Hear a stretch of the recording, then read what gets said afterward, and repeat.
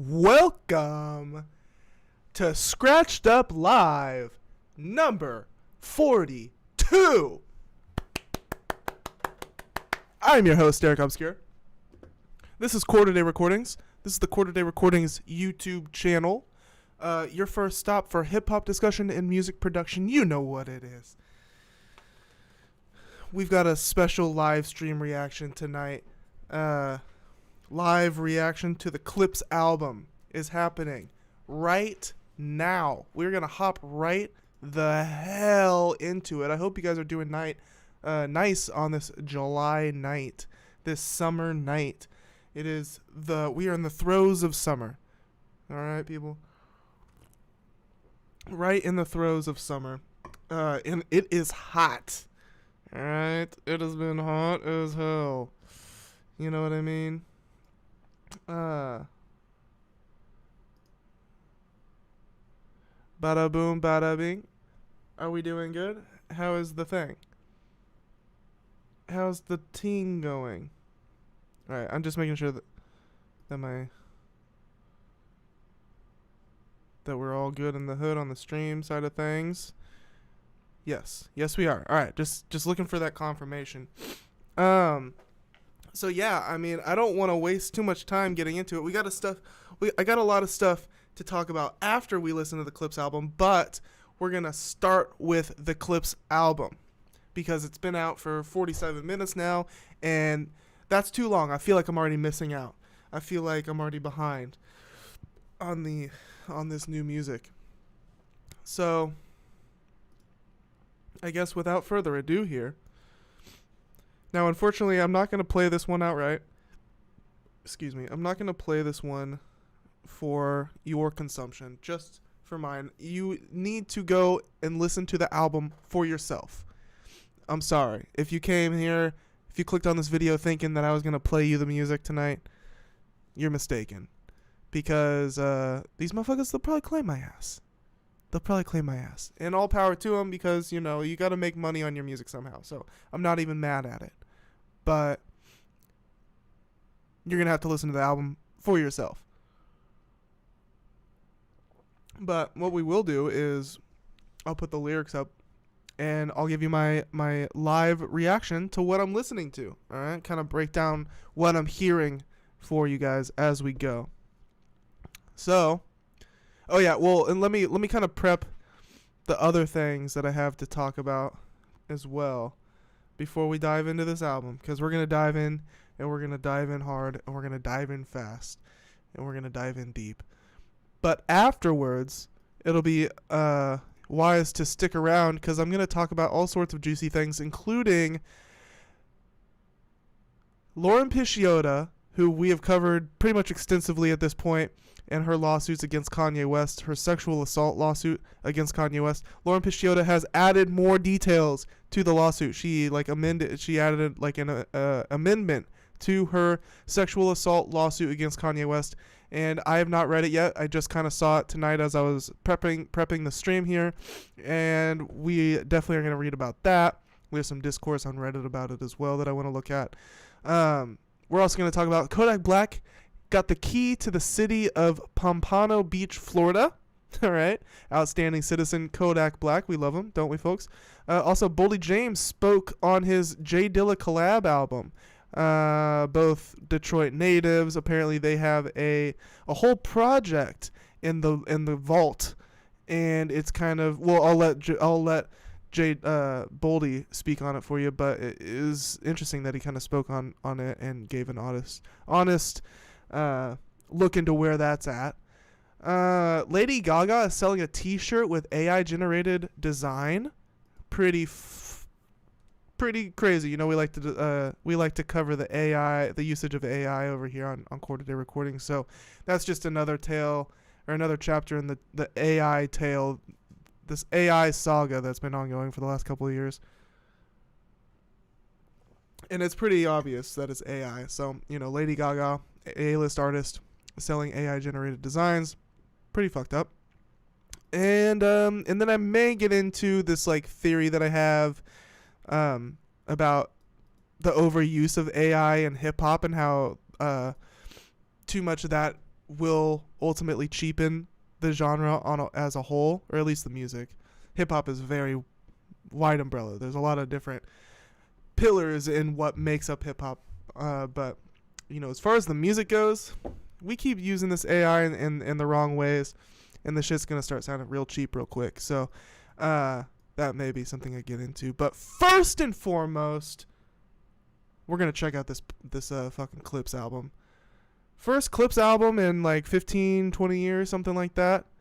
Let's see before we, a lot of build up to pressing play on this album, but just to kind of get the context for people that haven't listened to Clipse yet, ever, which would be kind of crazy, but they're out there, young hip hop fans, right? So really, this is only their third album.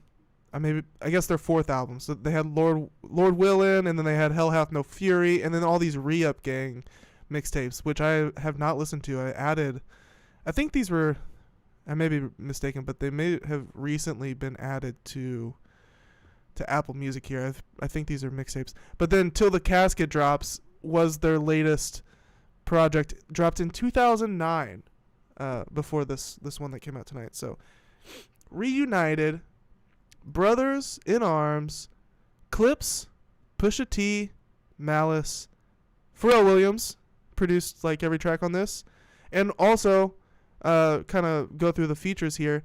John Legend, Kendrick Lamar on track number 2. I have been waiting. I have not listened to Chains and Whips yet. I'm very excited. Have not even heard a snippet of it. So very exciting. Third song has Tyler, the Creator, on it. We got The Dream on here, who, man, the last time I talked about The Dream, it was some pretty fucked up accusations against him, but whatever. Pharrell Williams credited on that one as well. A lot of acronyms. This tracks 7, 8, and 9 are all acronyms. We got, I can't wait to learn what these stand for. MTBTTF is track number 7. Track 8 is EBITDA. Man, Pusha loves a good acronym, doesn't he? And then FICO is the last one. And then so Stove God Cooks feature, Fire, who I'm pretty sure it was Pusha who recently named Stove God Cooks in his list of top 5 coke rappers. And then the 10th track, Inglorious Bastards, has Ab Liva on it, who was on Pusha's 2014 album, which for some reason I'm blanking on the name. What's the name of Pusha's? If You Know, You Know? Man. I love this album, but I'm blanking on the name of it. The solo Pusha. My Name Is My Name. I was close. I said It Is What It Is. It's called My Name Is My Name. Ab Liva is on My Name Is My Name. Oops. Which is like, man, I haven't listened to this album recently enough. I'm going to definitely be going back to this one soon. It's been a while since I listened to this. But yeah, Ab Liva is on Suicide, which is quite arguably my favorite song on this project. So another, Pusha and Ab Liva collab here on Inglorious Bastards. Very excited for that. Ab Liva, I don't know much about him actually at all. I just kind of see him every once in a while on some incredible tracks. And then Nas on the title track, Let God Sort 'Em Out / Chandeliers. It's like a 2-parter there. And that's it. So let's dive into this thing. Why don't we? Shit, man. I know, dude. This is gonna be fire. Like, there is no doubt about it. Every song, I'm expecting to like every song. At least like every song. Hopefully most of these enter the holy shit, I love this category. Hey, shout out Cannabis Purists. Thank you for the chats here. Thank you for subscribing. Those mixtapes are fire. Yeah, I will be listening to them. I added them tonight, so I'll be checking those out eventually. He's on those. We Got It for Cheap mixtapes too. We Got It for Cheap mixtapes. Who are those by? They're probably not on Apple, huh? But yeah, thank you for the subscription. Thank you for the support, Cannabis Purist. I like your name. We Got It for Cheap. All I got is We Got It for Cheap intro. I'll have to find the We Got It for Cheap mixtapes. I'm going to look for it right now, actually, because if I wait till after the stream, I'm going to just forget. and I want to make sure I got all of the whole discography. You know, I like to, I get it all. You know how I am. What is it? We got it for cheap. Clipse.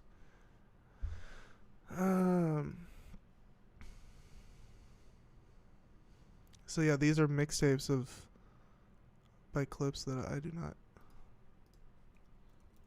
I'm not aware of. Series of mixtapes. Oh shit. Okay. I already, that's this one. All right, so I'm good. I'm covered. We got it for cheap. All right, enough dilly-dallying here. Let's go for it. The Birds Don't Sing. Check this album out for yourself. I'm not going to be able to play you guys the music, but I can play it for myself.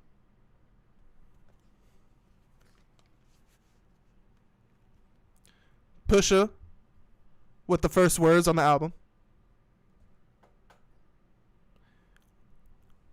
We got some hard piano going. We got like a acapella first verse is like a acapella Pusha T verse over some hard piano, just like single note acapella. I mean, not acapella even, just like acoustic type of shit.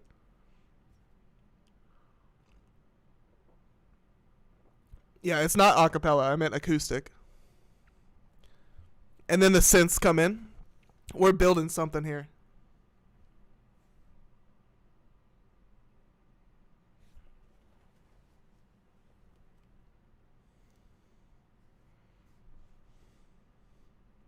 Checking boxes, I was checking my mentions, saying you was tired but not. I'm gonna pop in with some samples here and there for you guys. It's building up right now. I mean, this is,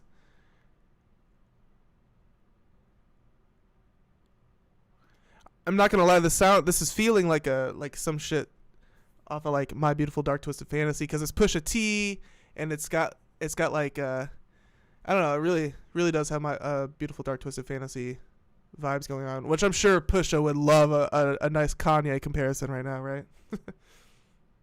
It just does. It is what it is. My name is my name. Ooh. And then the drums come in with a John Legend chorus. This is beautiful. You know, I'm gonna be honest. I was expecting this album to be very dark, front to back. Starting off bright and happy here.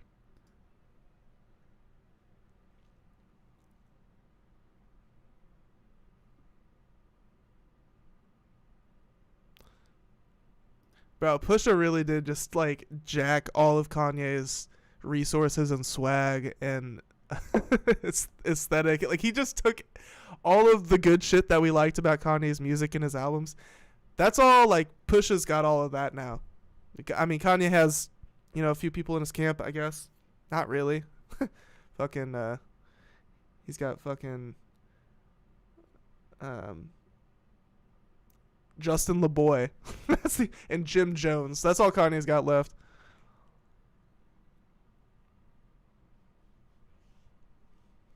The birds don't sing. The birds don't sing, man. They screech the pain. They don't sing, they screech the pain.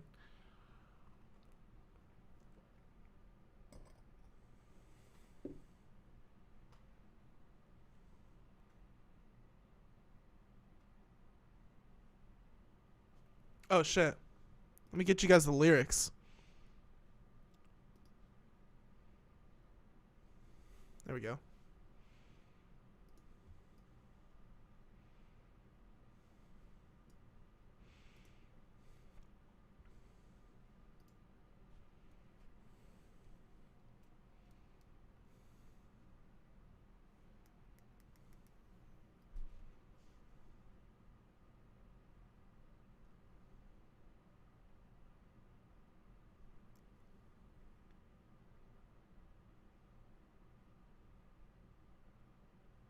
This is a very feel-good track. Coming at me, hit me with something unexpected right off the bat. It's pretty simple. I mean, when the drums kick in, it gets big, you know, and that John Legend shit is fire, of course.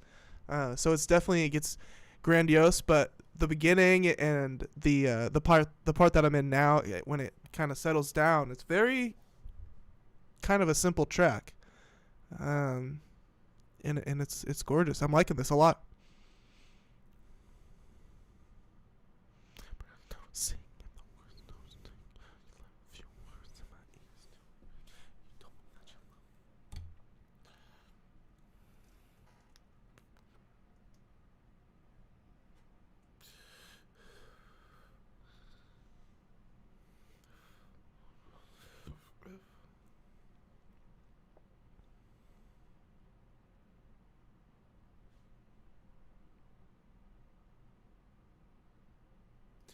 You know, I don't want to, I'm going to try and not make this comparison too much throughout the listening to this album, but it's giving the grandiosity of a Kanye track, which that's what we love, or at least loved in the past about Kanye's music and his talent, is to make these like grand fucking, you know, just these grand statements of songs. And so I think Pusha learned a lot from Kanye, and so we get to experience what Pusha has learned here on this Clipse album. So it's pretty dope.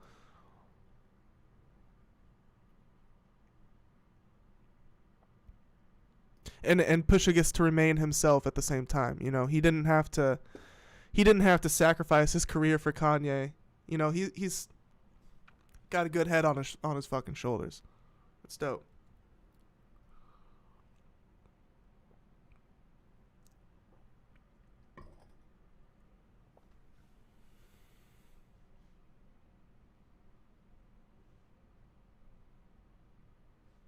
All right, I'm moving on to the next track. Chains and Whips, Kendrick Lamar. This is like the one. I'm so excited. So psyched. Boom, boom, boom, boom, boom, boom, boom. Ooh. Boom, boom, boom, boom, boom, boom, boom, boom.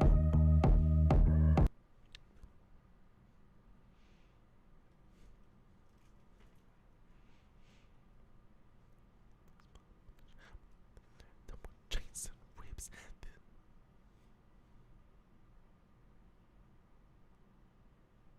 Woo, dude, that guitar pluck.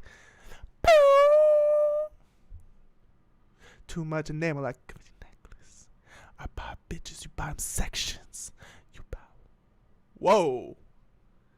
There's like these chaotic like horns that are kind of like trickling everywhere throughout the track. Very lively production. I mean, there's so much going on all around my head right now, just production wise, and Pusha is fucking hungry on this track. Obviously, you know, Pusha's always hungry, right? When is he not? So he's sounding very determined, very focused, very serious. Pusha sounded very fucking serious on this shit, and which he's been sounding serious throughout this whole rollout. He's coming. He stands on business, right? It's clocking to Pusha.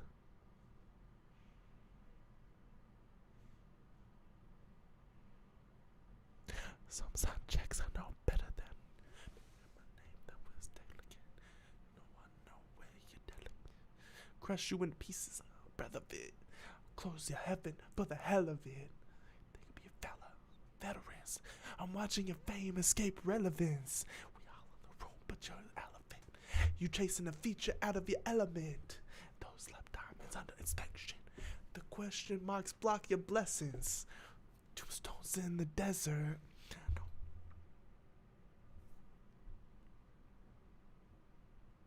Talk about this, just getting rich. Choke my neck, ice my bitch. Beat the system with chains and whips.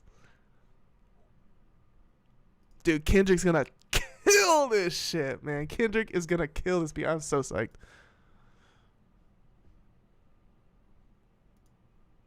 And now it's beautiful. John 1010, that's my usual.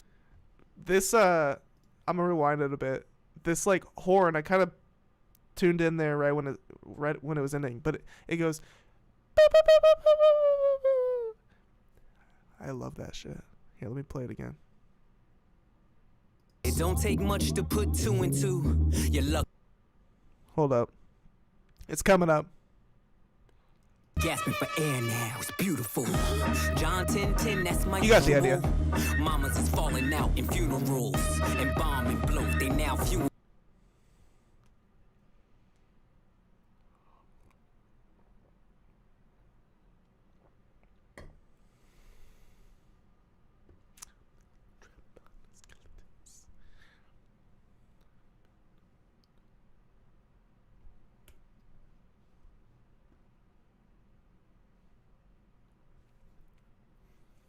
Must be sick. All you talk about is just getting rich. Choke my neck. That's my bitch. Beat the system with chains and whips. Who's this? There's like someone singing on this hook here, but I can't tell if it's an uncredited feature. Is it Pusha? It's not Pusha. I don't know. I can't tell who this is on the hook. It's like it's not. It sounds like a country artist or something. I'm not the candidate to vibe with.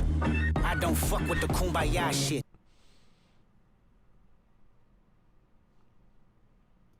Okay, to be honest, so far, pretty run-of-the-mill Kendrick verse, which is something I love, don't get me wrong. No hate. I was kind of expecting him to come in with some like crazy fucking, you know how Kendrick will come in on like a super big feature with some crazy flow that blows your mind and kind of like take shit to the next level. Which of course he's always capable of doing that, I believe. He's not really doing that here, but this is a flow we've gotten from Kendrick. Very just kind of one of the more boring Kendrick flows, but we're like 2 seconds into this verse, so we'll see where it goes from here.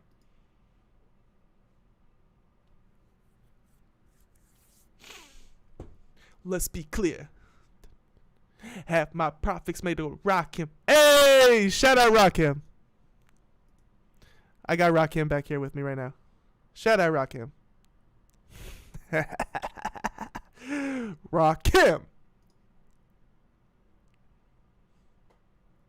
Therapy showed me how to open up.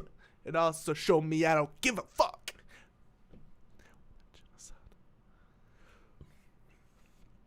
Gangsters connect the agenda of mine. This shit is justified. And give me mine. Every song is a book of Genesis. Let the sonics boom. Bitch, get off my genitals. Fucking dickheads, you must be full of that ginseng. Yeah, they genetics. Wait, they all fall. Whoa, they genetics been synthetic, screaming they genius. Is that a Kanye jab? It could be a Kanye jab. I don't know. Tell me what you think. Computer's acting a little slow here.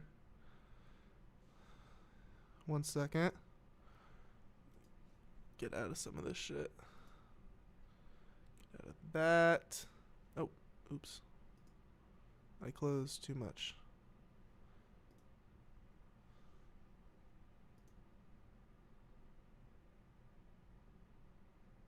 Here.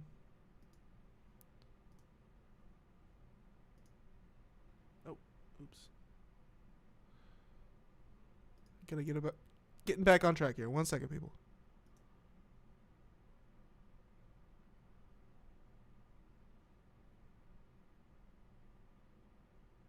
Okay. Yo, what's up, Jacob? Jacob. Anyways, listening to Chains and Whips.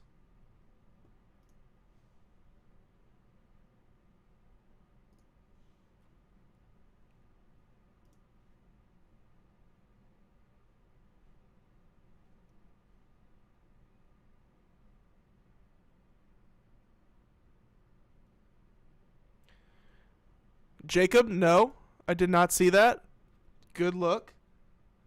Let's see if it's on, good looking out. because that's actually something I was wondering about. Why isn't So Be It on streaming? So let me see if it's on Apple for me here. Where's So Be It? I don't see it on Apple. So maybe you got Spotify or something. I do not fuck with Spotify, but that's them yourself. I recommend you go and listen to yourself. Listen to it yourself on your favorite streaming platform. But like I said, I'm playing snippets here and there. Anyways, Chains and Whips.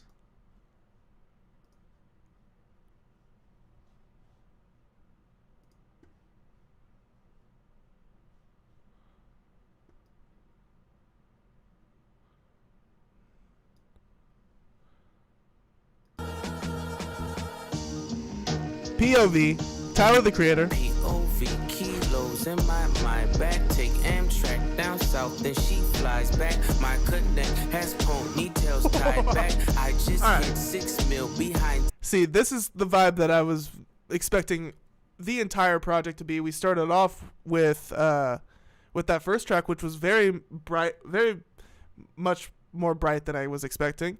Now we're getting into the dark shit that I was expecting. This is fucking creepy, dude. And Pusha on his, like, stalker flow. He's on his stalker in the night type flow, type shit. Like, dude, this is Pusha at his creepiest, dude. This is Halloween music. This is fucking Halloween time music, bro. This is the shit you bust out on during October. Oh, fuck yeah, bro.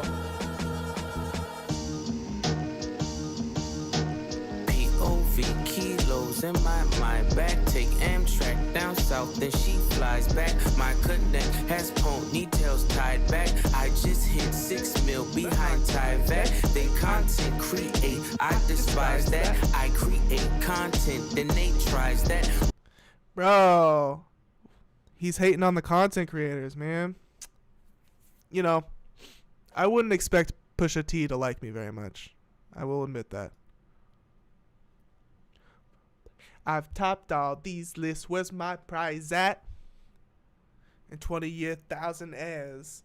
Nothing up in a whole lot of browsinaires. My reinvention. I know what you're thinking. You stream kings, but you never fit a crown in there. Supreme team. I'm still not even proud to share. You Zeus Network. You hear me loud and clear.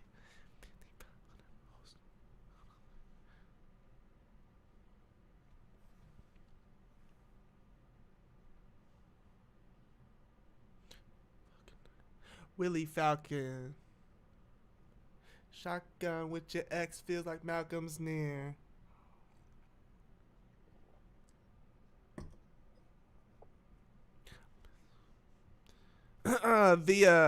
It's okay. So I thought it was gonna be more creepy now at this point in the song than it was when I thought it was gonna be more creepy at this point in the song from when I first heard it. So it's gotten less creepy. So actually, I'm backing off of my Halloween song comparison there. It's not as creepy as I thought it was. When those synths first came in, though, this shit is hard for sure. I'm excited to hear Tyler on this. The song is, the thing with these tracks. The first one was very grandiose. Second one, the Kendrick verse is cool. It was good. It was a solid Kendrick verse. Not the most like innovative Kendrick flow or anything like that. But these songs are something that you can sink your teeth into. Okay, they're like not necessarily the most colorful Pusha tracks or most colorful Clipse tracks we've ever gotten, but there's like a seriousness to these songs. There's like an urgency to these songs. There's so much I can tell like packed into these songs that there's going to be a lot to dissect moving on into the future. There's going to be a lot to chew on with this album. So I certainly recommend giving this one multiple listens, even if it's like not your favorite fucking Pusha or No Malice or Clipse project ever. I recommend giving it 2, 3, 4 listens. I think it's going to age very gracefully. I think this album is going to age very. It sounds very mature. This is like, this is feeling like the most mature project we've gotten from Pusha, from Clipse so far. But I'm only 3 songs in, plus So Be It, and the other single that they dropped, whatever that was.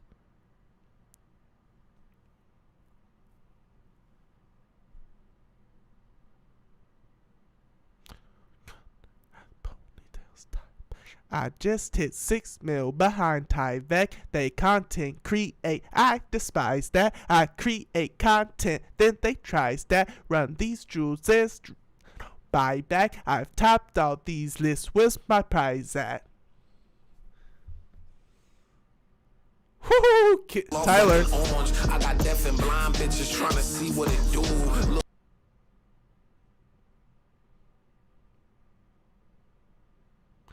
Therapy. That number ain't bread to me. There's millions crumbs. I'm not a tough guy. I'm a flower boy. Them bees get you stung. Nah, nah, nah. Puss for me. I could never buy a bitch a Birkin cause she. I got homes I ain't sleeping.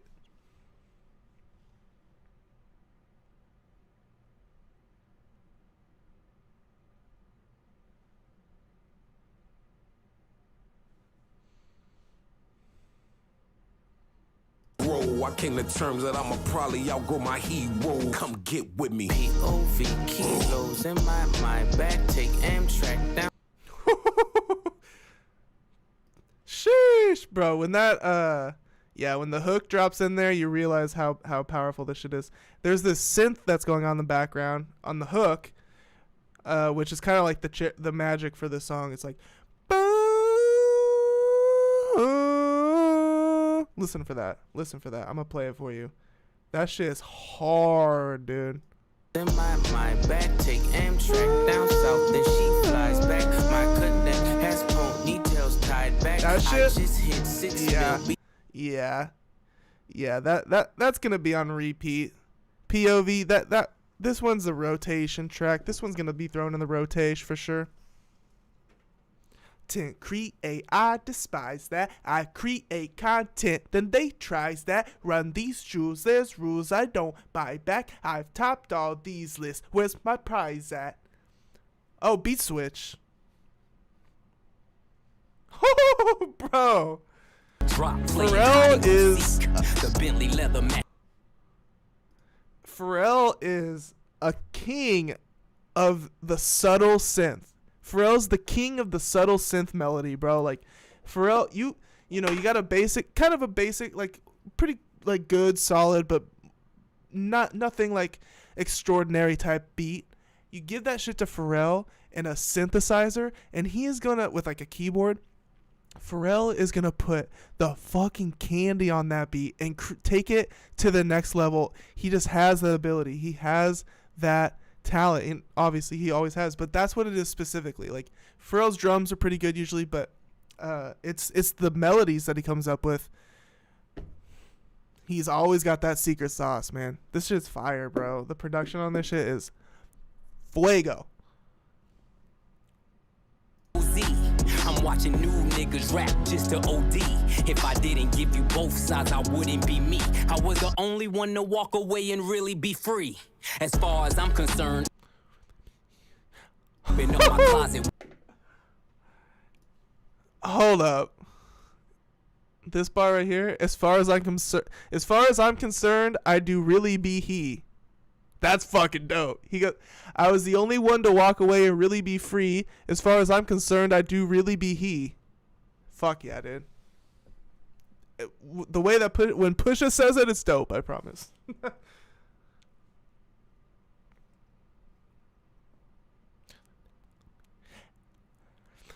That's the Jekyll in me. I never thought twice that the pressure would be. POV kilos and bro, that's how you. All right. This is the sicko mode of the album. Okay, this is the sicko mode of the album, but they did it right. Pharrell did it right. So they have the main beat of the song, POV, the first beat that Tyler raps on and shit, and then it does like a total switch up beat, and then it goes back to the original beat. That's the same type of shit that the same type of song structure that Sicko Mode had. But Sicko Mode, in my opinion, is very clunky of a song. It's a very clunky song. It's very like weird. The first time you hear it, like what? And it's very disjointed. Not that it's not good, but that's the one downside to it, in my opinion. It's very clunky. Like, I wish it was more seamless. This is very seamless, dude. I was not expecting that, and that shit works so good. They go right back into the original beat there. That's what I'm fucking talking about, dude.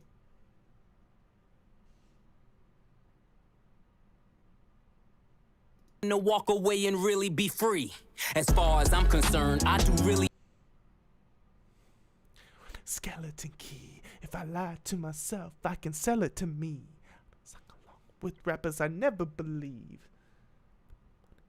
Devil in me had to hide it from the church. That's the Jekyll in.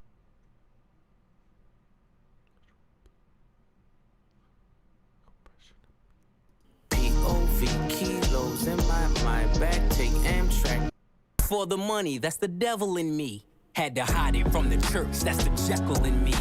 I never thought twice what the pressure would be, cause niggas change look just like oppression to me. POV kilos in my back, take Amtrak down south, then she flies back. My connect has ponytails tied back. I just hit 6 mil behind Tyvek. They contact. This is probably my favorite one so far, from the first three. Even though the first two are amazing, I do like the first two quite a bit. But goddamn, brother, this shit's nice. Hey, I despise that. I creep.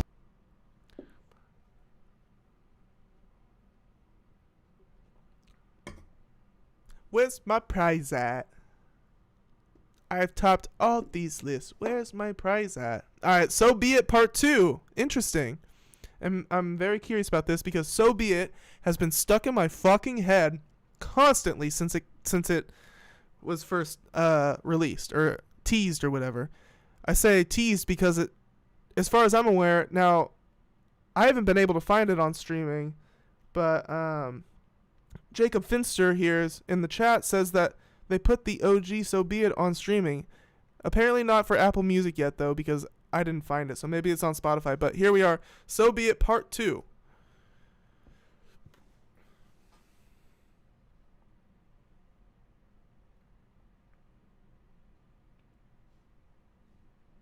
Down here.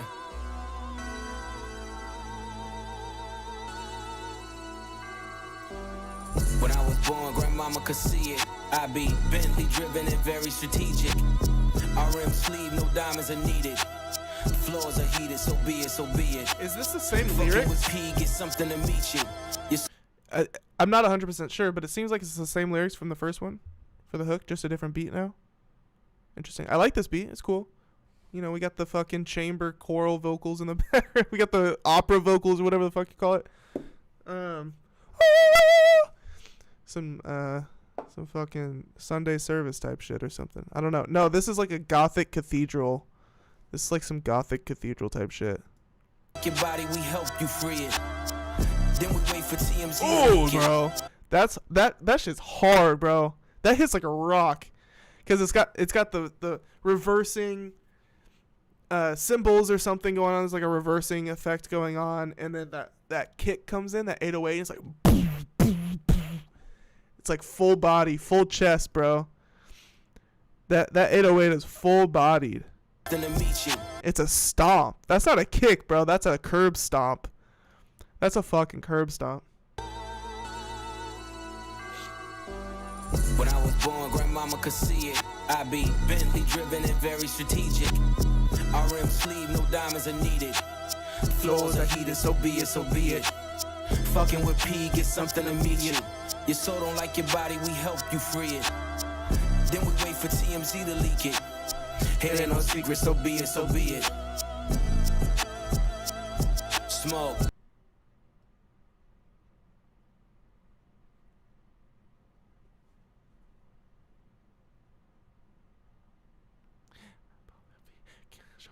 bust a brick if you let me. She leaning on the lean cause she ain't never with Giuseppe. Pirelli, 8 of them in the telly selling the Yeti, twirling your bitch like she in spaghetti.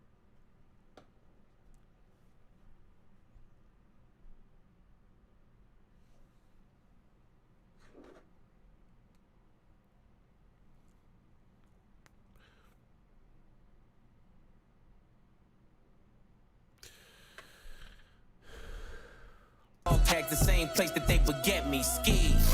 This is culturally inappropriate. I like the like Siri. This is culturally inappropriate voice. That it's like a sound bite that's sprinkled throughout the album. You know, as like a motif. It's pretty cool. Pretty dope. I fucks with that.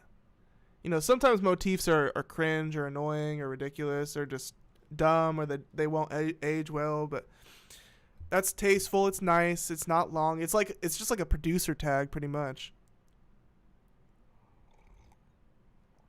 It's a cool like parental advisory type of vibe.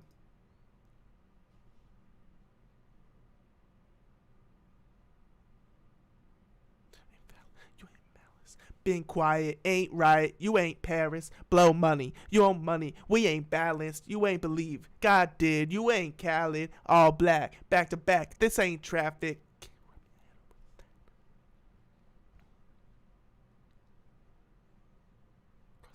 Like when Dallas, 21 guns, salute, we been savage, tag 'em up, add 'em up, fly 'em in, fly 'em out, oh the baddest, if I had her, she never mattered, wish upon the stars on my roof, and they all scattered, ain't no more nephews, so peace out. So yeah, I've confirmed with myself now that this is the original lyrics to So Be It with a different beat. Why they would do that? Who knows? This beat's cool too. You know, I like this beat too. Let me double check again actually.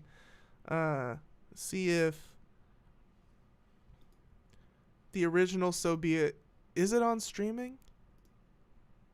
Is it on streaming yet? I need that shit. I love the original beat. I like this new one too, for sure.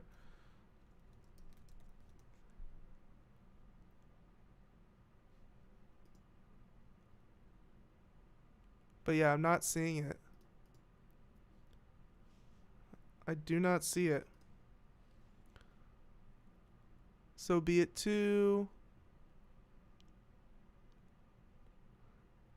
So maybe it'll pop up eventually on Apple Music. Apple seems to be a little bit slower than Spotify with new releases sometimes. I don't know why. But whatever.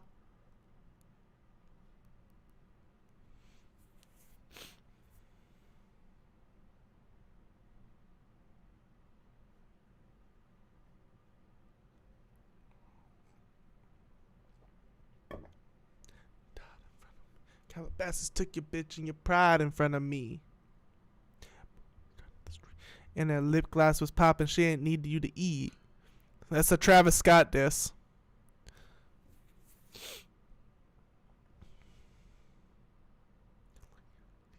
So be it. So be it.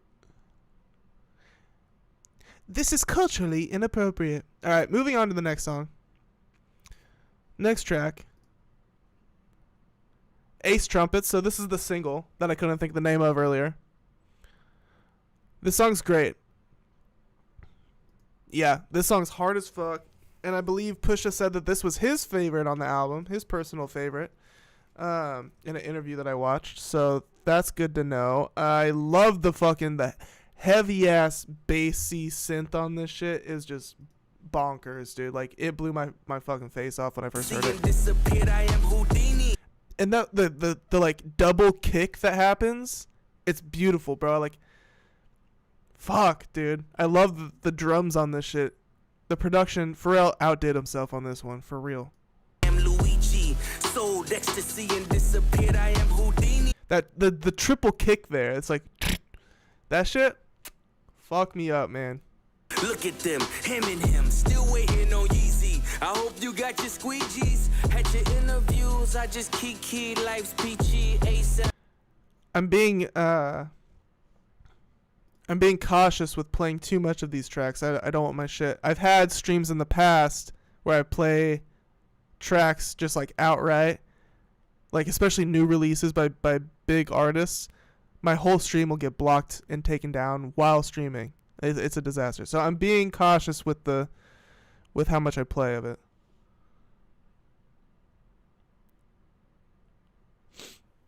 But I'm gonna move on to the next track. I've listened to this song so much since it came out. By the way, I love how it does like a complete beat switch for the hook. It like goes into this like oriental type of fucking like chimey kind of breakdown for the hook, and then it comes right back in with the synthy, heavy ass synthy bass and those triple kicks and shit. So, but we're gonna move on to a song that I haven't heard yet. All Things Considered. This is the one with The Dream, which I don't know if anybody's aware, but dude, The Dream has some fucking crazy accusations out against him. Who knows if they're true or not, but we covered it on here at some point. But just kind of funny to see his name pop up. It's like, I don't know. Go look it up for yourself.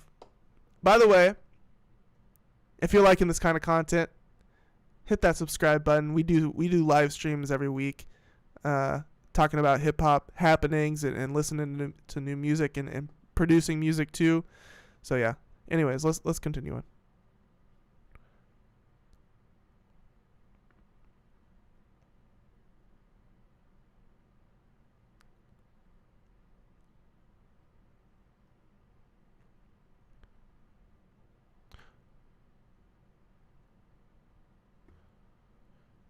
We got this like arpeggio going on, synth arpeggio going on in the right. It's like do do do do do do do do do do do do. It's giving like synth pop, but with hip hop drums.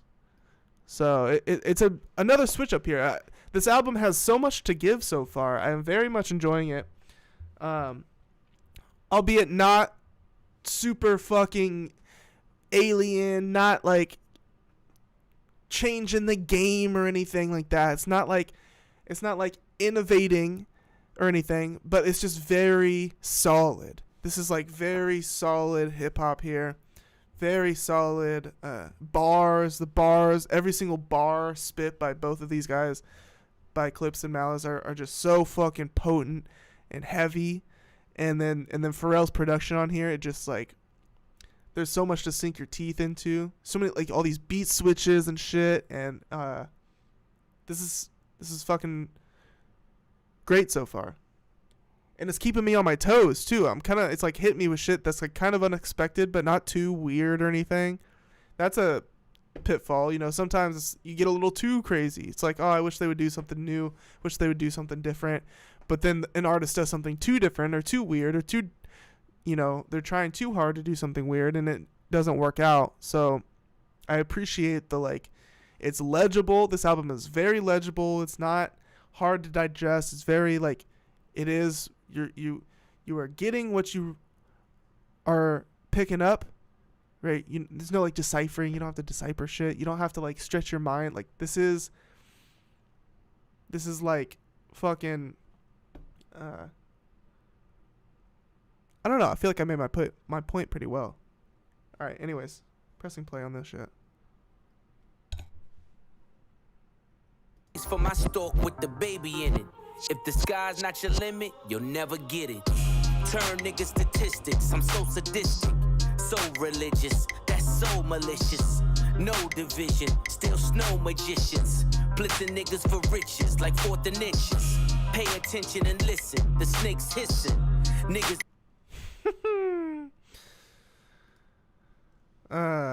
Yeah, bro, when those drums come in, that's when you can really tell. It's like, okay, is this going somewhere? Any song, really.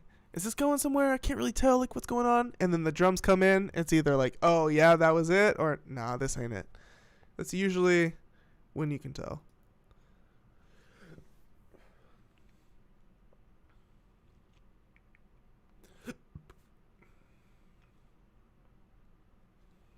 Okay, and we got Pharrell on the hook here. So now it's starting to feel like a fucking like a Neptune's track or something. Or not a Neptune. Now it's starting to feel like a Nerd track. Like some shit from Nerd. Like that latest Nerd album that came out like 5-6 years ago. Lemon. It's got lemon on it.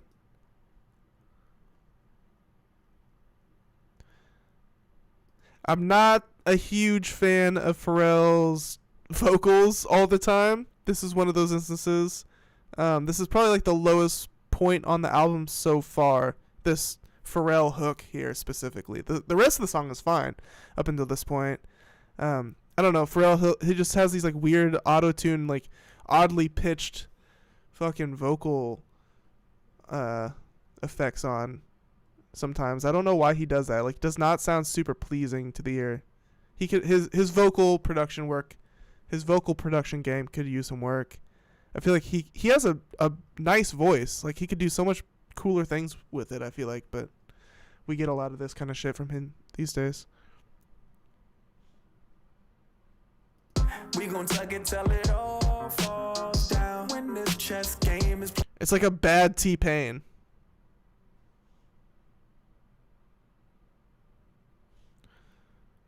Why the choice of that Pharrell hook there? Like, dude, you got the Dream in the mix here. Why is Pharrell singing badly pitched auto-tune hooks when especially when the Dream is on the song as well? Definitely Pharrell's executive production powers coming into play at this point.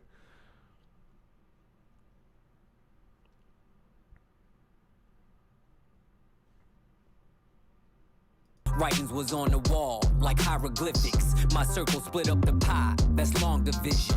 When Jada was asking why, I saw the vision. My homies that didn't die was all in prison.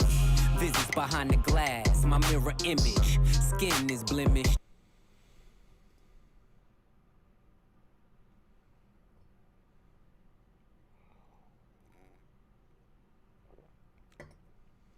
Yeah. This is probably a low point on the album right now. The beat is pretty repetitive. Pushes and No Malice's verses, they go alright. Like, they're not terrible. They're definitely heavy and hard. Like, they're up to par with their other verses. But with that being said, kind of on the boring side, kind of like I'm losing interest. Like, I'm starting to think about other things kind of shit. And then those Pharrell vocals are not good at all on the hook. Like, why they included that, I do not understand. Do not understand, but whatever.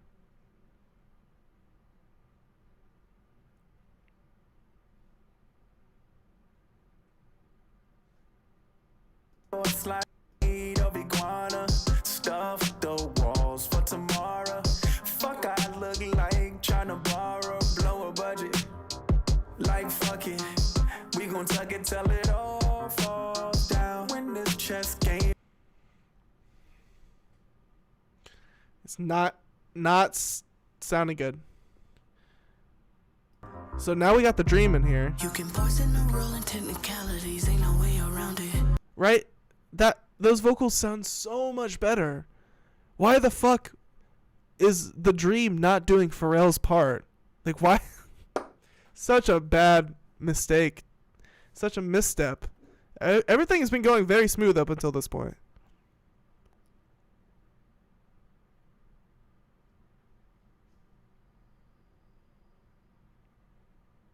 These lyrics are very corny verse from the Dream. I don't know who wrote these. I'm guessing Pharrell wrote these lyrics, but maybe the Dream wrote them, or maybe Pusha wrote them. I don't know. But these lyrics coming from the Dream, maybe it's his delivery even, but I don't think so. I think these lyrics are just corny no matter who says them. No, maybe it's just the way the Dream is singing them. I can't tell.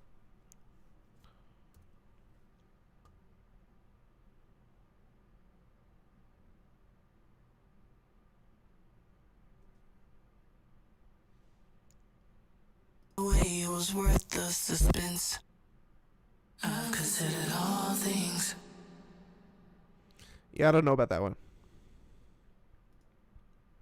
I do not know about that one.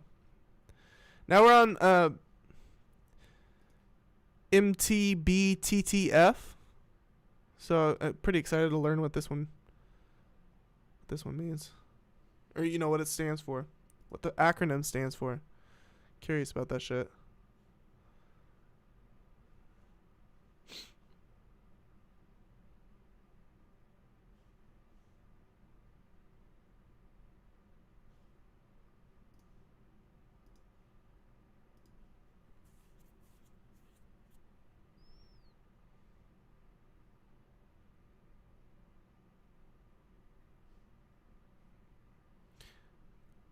So now we do have an actual acapella verse from Pusha T. There's nothing. I mean, there's like a little vocal sample that's popping in every once in a while, but this is straight acapella verse from, I believe it's Pusha. I don't know. It's kind of sometimes hard to tell the brothers apart. I mean, they're brothers, for God's sake. They sound very similar, but whatever. There's the drums. All right. Now Pharrell's on his drum and shit, bro. Pharrell does actually, you know, I was just talking about he has a knack for like synth melodies and shit. He does have a knack for drums as well. Now it's very much reminding me of old Pharrell, you know. He has his drums, they just have a swing to them, bro. His rhythms. So that's one of these type of shits. This is like some early Pharrell Neptunes type of production. Giving vibes. Calling back to that. Me and Lee get you fronted for the summer so easy. The snow alone fill up a mobile home. My nigga's name ring like mobile phones and no one's home. White souls in my safe. White python monologue is her taste. She went on Mike Tyson blow to the face. Guns blitz and burn. Too many flip and turn. Had to get rich to learn. Those are the names. So that's case closed. Got a team full of J-Bo's on they toes.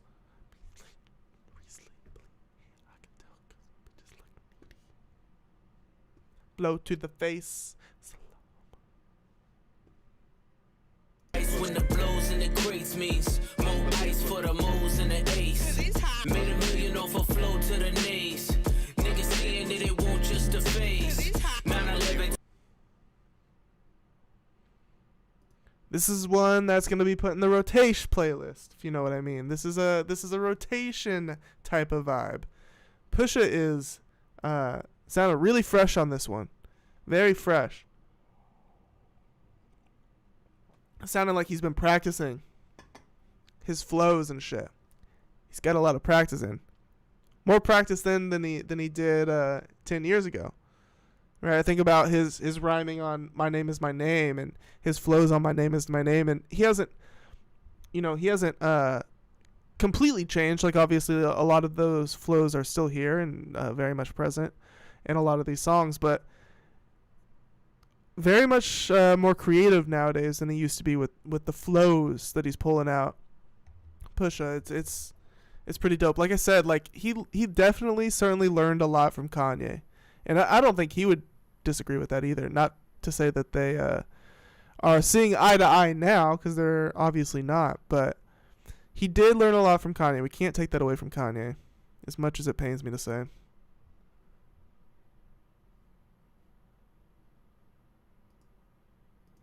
Mad I don't hit them, I just spin them. Gunning and I'm grinning. In the Bugatti in my denim. This is the result of my vision. React with precision. But God only knows my intention. But selling dope is a religion. The hammer's in position. I can show niggas the difference. You niggas is screenwriters, we dream writers. Took chains and touched chains. I love that, man. Just like holding off on the drums for like a solid amount of time there. That's like half the verse is drumless, and then they just like come, bro. They're thinking in that studio, bro. I see Pharrell thinking in that studio. Imitation is flattery, they seem like us, but only 300 bricks can make you Leonidas. My old plug asked the new plug to reunite.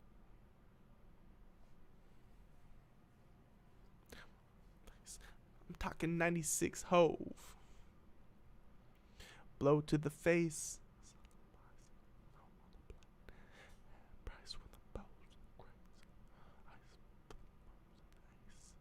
Made $1 million off a flow to the nays. 911 turbo with the glaze. Top dollars poking holes in the case. Wait, so did I ever get an answer? What is MTB? What is the fuck? What the fuck does that mean? MTB TTF? Did they say it in the song? Did I just miss that shit?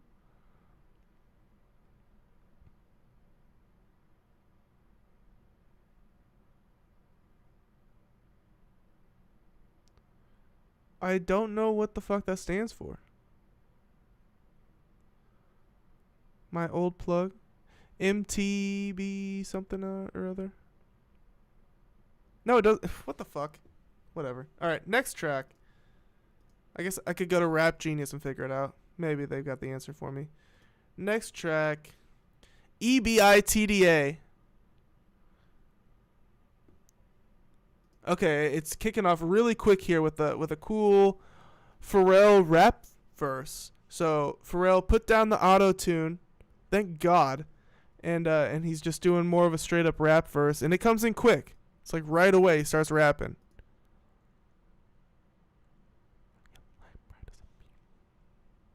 F80 not you tied to me. Just a gift from A to B and I ain't driving to see. The pad later Eiffel Army won't turn the parades off.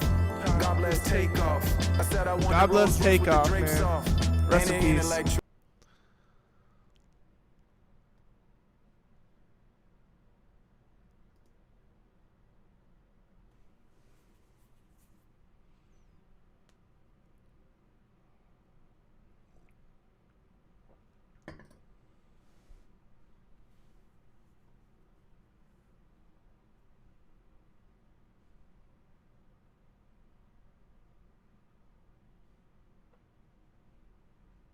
The EBITDA. See, I'm out of the loop. I don't know what this means. EBITDA. Now I'm 10 times the EBITDA. Is that like EBT? I don't know. I have some research I need to do.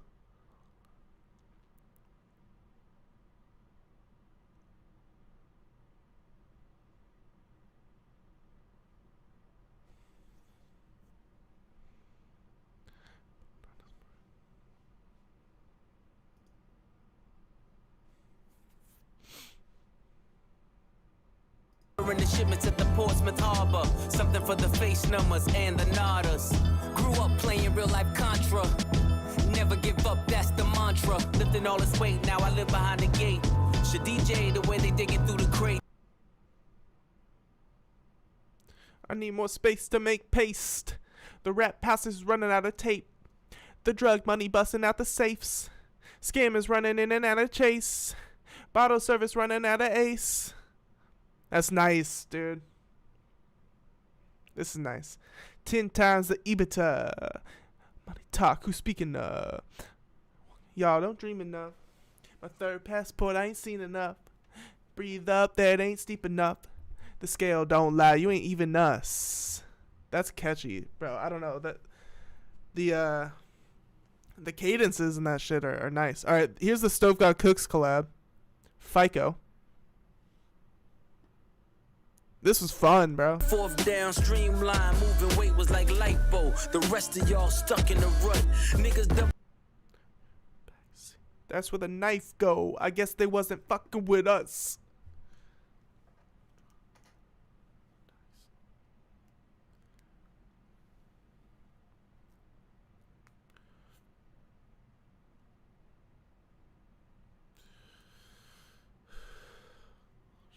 Looking like the sun in the club.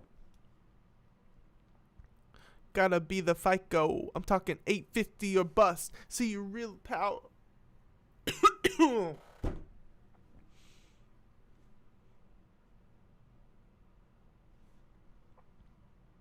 about ducking a judge. Keep fronting for your bitches, cause any minute It's been a long time since we've gotten just like straight fucking just like straight gritty hip hop production from Pharrell on the full album. It's been a long time. I mean, we have the last Pusha album, which is like half produced by Pharrell, but even those beats weren't as just gritty as these are. Which, you know, it makes sense for the for the Clipse album. They gotta be hard, gritty, almost dark, but fun at the same time. So Pharrell, he really honed in on this. Like, I mean, these drums that they gotta just like, they're pretty simple, but they're heavy, bro. And it's just like boom bap. It's just like straight boom bap on a lot of these, including this one.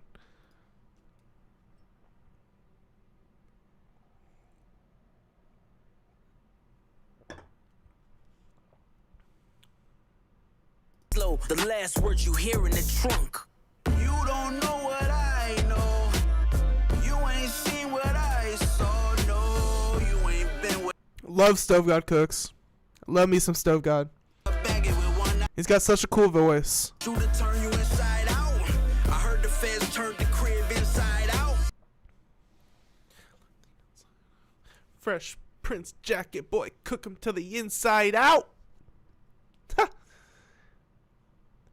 Legendary collab, dude. Pusha getting Stove God on the Clipse album. I mean, it's so dope for Stove God. It makes so much sense. He's the it's like, you know, when Kendrick was passed the crown by the West Coast OGs on stage back in the day. This is like Pusha handing Stove God the stove chain. Right? Maybe they've got like a stove, an iced out stove chain that represents like Coke wrappers. And this is Pusha laying that upon Stove God's neck. And he's like, you, my sir, are the future. And it's just like the passing of the guard. It's beautiful to witness. Sick shoulder with a chip, wish a nigga to take mine. Index yank till it's numb. Used to call me Windex, cause this thing I spray gon' make you change minds. I done seen Hercules run. We was power lifting. Bro, this wordplay, I mean, this is. Used to call me Windex, cause this thing I spray gon' make you change minds. I didn't see. Dude, I mean, the rhyming here, let me start it over. Let me rewind a little bit. Index yank till it's numb. Used to call me Windex, cause this thing I spray gon' make you change minds. I done seen Hercules run. We was power lifting 2.2s. Nah, we ain't throw gang signs. My brick walk was second to none. I would have them take a number like DMV. That was the baseline. Check out. The rhyme scheme here is very, I don't know, I want to say intelligent. Which obviously Pusha is an intelligent person, but we're getting like he's doing like fancy things with the rhyme scheme here, which Pusha isn't always known for doing that. Like usually he's just like got these heavy ass bars that coming at you at a slow cadence, but the rhyme schemes here, he's getting very creative. I like what he's doing. Miami niggas like Big Perm cause they numbers was phase on. Cuban showed me nothing but love when it come down to it. Yeah, he's doing this back and forth. He's got like two rhymes going on at the same time. He's trading them back and forth. I like that shit. That's dope. Just needs an Avon who won't sweep it under the rug. On the road with the low. Near the brake line, I knew where to place mine. I don't keep the gun in the glove. Hit the turnpike with the running lights that be on in the daytime. Cause K9 sniff out a crumb. Hands 3 and 9 on the wheel as I'm crossing the state line. Dumb diddy dumb. Survival of the fittest. Dude, Pusha's snapping on this shit. That's fucking dope, man. Hands 3 and 9 on the wheel as I'm crossing the state line. Dumb diddy dumb. Survival of the fittest. You either get acquitted or FaceTime. I done had an infamous run. My story gon' hit the first 40.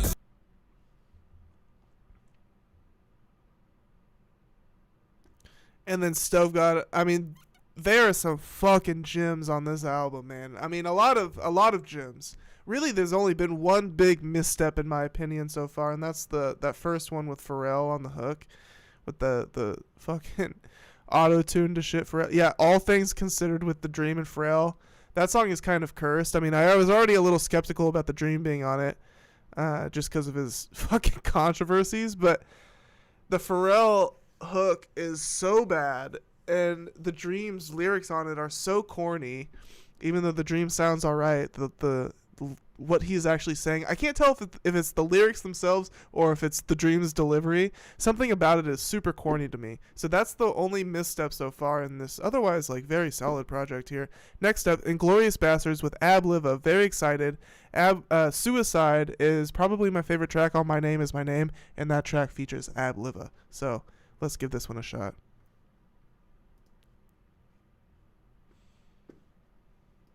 By the way, I'm being conservative with playing the songs outright. I don't want the stream to get strucken down. So I'm giving samples here and there. But I'm also pausing the song here and there for you guys.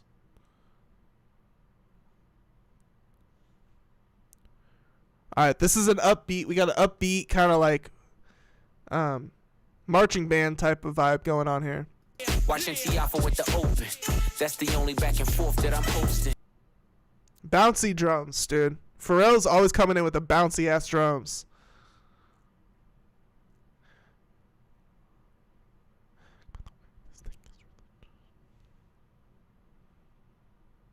Name a bitch you ain't going. Two-tone with the Royce rolling. Just a glimpse what the boy yeah, this one's fun, dude. Knocking over all you toy soldiers. 1 + 4 acres, no neighbors. I remember the days of no cable. This is Colombian culturally stallions in a inappropriate. stable. With natural titties and no navels. Only work getting done.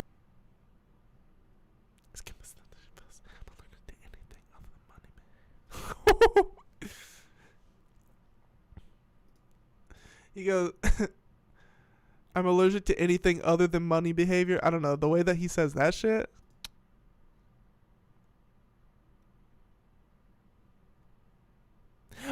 B.I.G. like Notorious. Tell me where. Gotta show me the difference. Every wrote this shit out of my boots. Oh shit.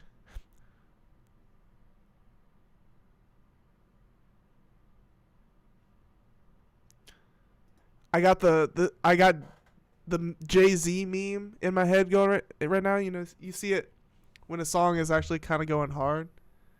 Usually you see it under a song that doesn't technically go hard, but it kind of goes hard, and you see the little Jay-Z meme where he's bopping his head like that. That's how I'm genuinely feeling to this song. Like I'm seeing Jay-Z meme in my head as I listen to this bop.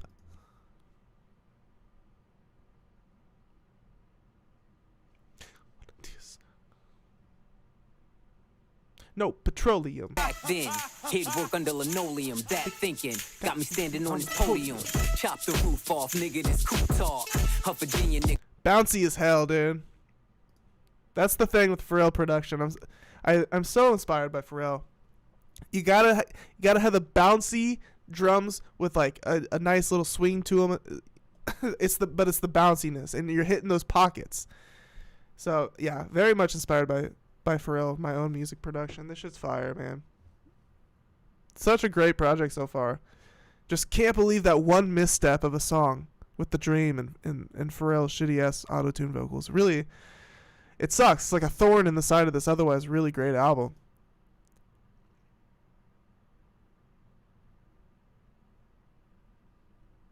Ab Liva.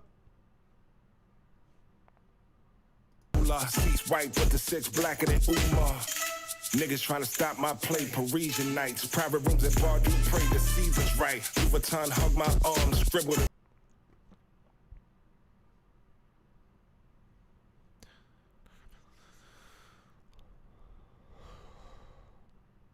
So yeah, this is like the most boom bappy track on the project so far. Very much stripped back, just kind of drums and this like horn. It's like boop, boop, boop, boop. Little horn melody going on the side there. It's okay. It's nice. Ab Liv is cool. I like the beat. Actually, I do like the beat. This is kind of up my alley, but it's not something I'm gonna throw on in the car with a group of people. You know, I'm bopping to this by myself. This is a solo bop. This is like I'm dancing in my room by myself with nobody home type of bop. And I'm having fun. I'm having a lot of fun doing it. All right, we're going to move on to the next track. We got So Far Ahead. This is with Pharrell. Another one with Pharrell vocals on it. Let me grab let me pour up more drink real quick, and I'll be right back. Actually, 1 second. Give me a second here, and we're gonna hop into this track. 1 second.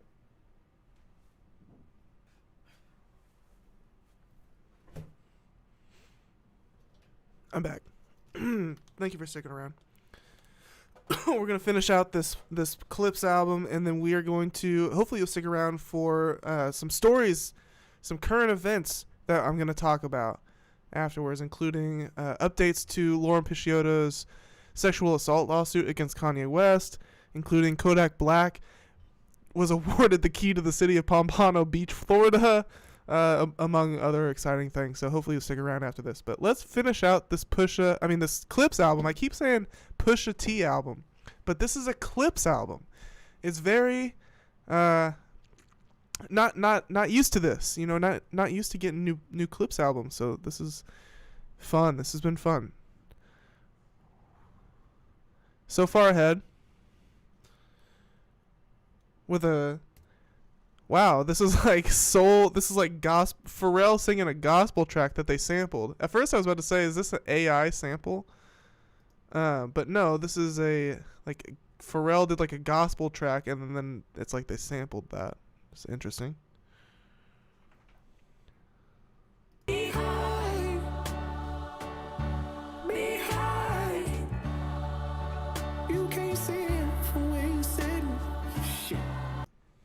At least it's not auto-tune. My God, dude. That Pharrell auto-tune was god-awful. This is so much better. Like, he has a nice voice. Why the fuck he ever uses that stupid auto-tune effect that he like specifically uses it. He like made it. Whatever it is, it's like not pitched right, and for some reason he likes it, but it's so awful, and I think he would... Any song that he has used that auto-tune on would be served better with just Pharrell's natural voice. But whatever. Oh, shit.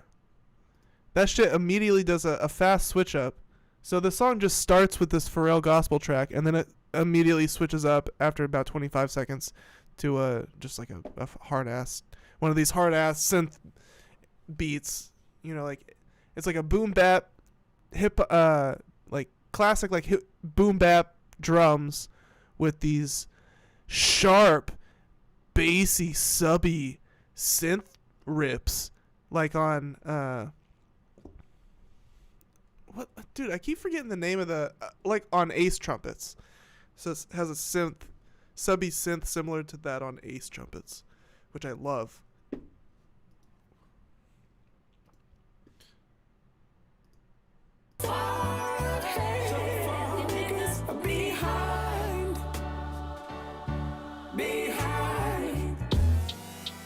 Through the lane, serving niggas. That's cold, bro. That's cold as fuck, man. The way it drops into the... Dude, this album is fun, man. This is the type of album that, like, has so much replay value. Fuck yeah. Through the lane, serving niggas cane, still ain't never hit a pothole. If I was Britney Griner, I'ma need Obama, only one to swap his chapo. Furthest from this. Sorry, I can't get through this shit. The song is so dope, and Pusha, what a bar! Wow, this is the type of bar. Like, what is this? If I was Britney Griner, I'ma need Obama, only one to swap his chapo. That's giving me like. When I was falling in love with hip-hop, like early high school, like really falling in love with it for the first time, like really, like not just liking fucking a couple artists, like diving deep into it.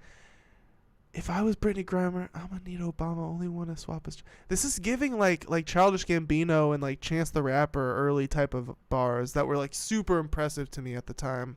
I mean, this is phenomenal rapping. This is phenomenal. This is the best. I think this might be the... Like, dude, Pusha, I'm noticing on this album, is he has gotten very... he's gotten more sophisticated with his rapping and his rhyme schemes and his flows, and it's just, and that's, you love to see it. And that's what I've always kind of thought is like, how could a musician get worse with time? You know, like, they should be getting better with time. You know, like I feel like the truest of the true musicians, the truest artists get better with time. Now, this is just a feeling, overgeneralization maybe, but you know, if you're perfecting your craft, you should be, if things are going right, which things don't always go right, but theoretically, you should be sharpening your skills with each year and getting better. Now, Pusha T, I feel like this man, and Malice as well, these men are artists. These are true artists, bro. Getting better and better with time. Genuinely, at their craft, specifically at rapping. Especially Pusha, because he's been at it, bro. He never stopped, so. Swerving through the lane, serving niggas cane, still ain't never hit a pothole. If I was Brittany Griner, I'ma need Obama, only one to swap his chapo. Furthest from the streets, Monica Denise, good bitches fuck with Roccos. Put them in them cars, hanging out with stars, now it's hard to tell they not hoes. Your co-defendant claim immunity. Oh, dude. This is something, man. He's doing this on the beat, like with his... He's doing this on the beat. And this is like waves. This is fucking waves, bro. He's waving on the beat. Pusha's waving on the beat, man. On this track. So far ahead. I mean, I can't even get through it. This is amazing. I love this shit. Fucking phenomenal. Understand the art of war. All my niggas draw, so we all Picasso's. Me just being I missed some bars. I gotta rewind it. I missed some bars. Defendant claim immunity. It was you and he.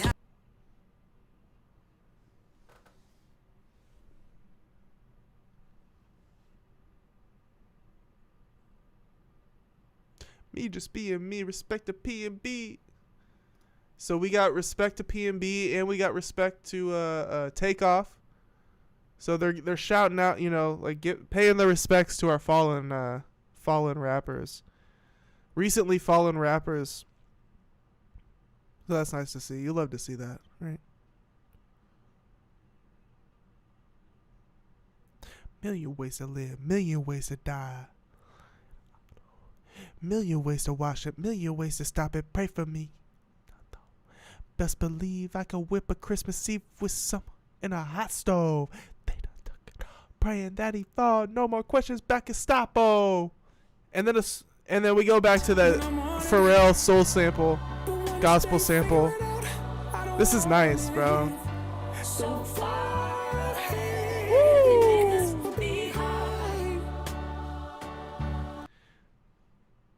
See, this is nice. This is what happens when you actually fucking record music and you get actually recorded samples, bro. I'm so pissed off. I'm not gonna lie.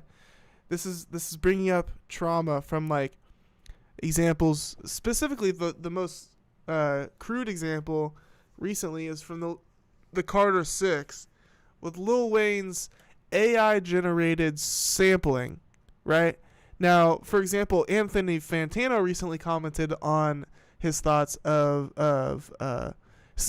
sampling from AI-generated tracks, and he didn't seem to care too much. I am of a different opinion. I do not like it so much. I can tell when a sample is generated by AI, and I don't fuck with that. Like, the reason I like sampling is because it's collaboration between humans, dog. So when you're sampling from a AI generated track, I could see like it being helpful, but it's not cutting it for me. And this is gonna lead into a deeper conversation that I want to have, or a deeper discussion, I guess, that I want to have later on in the stream. I've been kicking it down the road for a while, but the overuse of AI in hip hop music, whether that's sampling from AI or doing the Suno AI Timbaland shit or whatever it is, too much of that is going to cheapen hip-hop as a whole. And, I mean, it just is. At least the music itself. At least the music. Now, not every genre is safe from this. Obviously, like, electronic music is probably going to suffer from this as well. But hip hop is built on sampling other humans. So if we start sampling robots, I mean, I can just feel it just from the Carter 6 alone. And, I don't even know how much AI I've come across in hip hop over the last couple of years, because I can't even tell if it's all AI. Like, I'm probably getting bamboozled by so many different songs that are using AI samples. So tastefully here and there it can be done, but instances like on the Carter 6 where they're just like, they just go, I think it is Suno actually, where you just type in a prompt and it generates a song. Dude, those they sound so bad. They sound like the fucking the bit rate is fucking awful, and they sound like fucking, they sound like fucking like all like high pitched and shit, like staticky. I don't know. They have a terrible sound to them, and I hate when I hear it. That's such a tangent. Anyways, I'm refocused back here. So far ahead.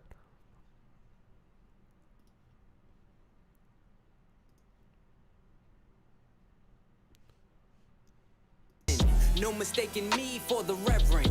Usher in the money, my So yeah, they took us to church on this one. I mean, this is like you're in the confession booth or some shit. I don't know.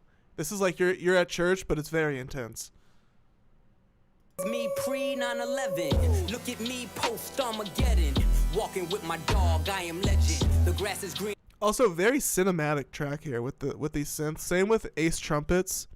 I mean, these, I would love to know what did Pharrell use for the synths on this album. I mean, they are standing out to me. I keep talking about them because they're standing out to me like crazy. I mean, it sounds like he used like a specific instrument or a specific something, a specific synth. Maybe it's a fucking Moog synthesizer or something. I don't know, but it sounds very sharp, very rich, and it's all over this album, and I'm loving it. So maybe Pharrell, maybe we'll get like some making of Let God Sort Him Out content. I would love that. Sorry to call it content, Pusha. I know he was hating on content creators, but he creates content, so maybe he created some making of the album content. That'd be fucking sweet. Each side, I done been both Mason Bethers. I done been at both intersections. I done pulled Ocean's 11s, even when the well ran dry.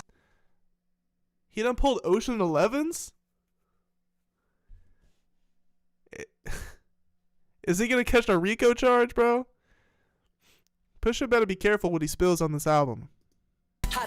Or any album. I mean, rappers catching RICO charges at the drop of a fucking dime, dude. Ocean's 11s, even when the well ran dry. I done raised quotes in the desert. Tried to hide the dope in the message, like we did the coke in the Lexus. Same hands I used to whip work. See me turn them both into blessings. AMG the spokes for the extras. Only way to cope with the pressure. When you feel you in too deep, let God take the wheel like a Tesla. They don't know what it is when I'm on it, but once they figure it out. Fantastic track. Again, very much sounding like something that would end up on a Kanye album. But these are Kanye's guys, and Kanye fucked himself over, bro. He got kicked out of the club, and he thinks Kanye, that's the funny thing. Not to talk about Kanye too much, but Kanye thinks he's the club, which obviously he was for a long time, but things have changed. Kanye, you are a neo-Nazi now. You are not the club. The club has moved on without you. And so this is some sort of club here. I don't know. This is a blessing, honestly. Who knows if this will happen again? Something like this will happen again. Hopefully this is the resurgence of Clipse's career and we get another new Clipse album in the next couple of years. That'd be cool. I mean, based off the presumptive success of this one, we should, if they're smart, which we know they are, and if they like money, which we know they do, we should be getting more Clipse music hopefully this decade, in the next 5 years. That'd be fucking awesome. They don't know what it is. Let God sort him out. Ooh. The right price, I put the AR in the Saint's mouth. Okay. Bring all the watches and the chains out. Heat come, I'm De Niro. I got the safe house. This is culturally inappropriate. Surrounded by niggas with tears that don't drip. Talk about that ain't the ghost that you appeared to go get. Finally got the courage, but you still a whole bitch. The rest of y'all on my 6 year ago shit.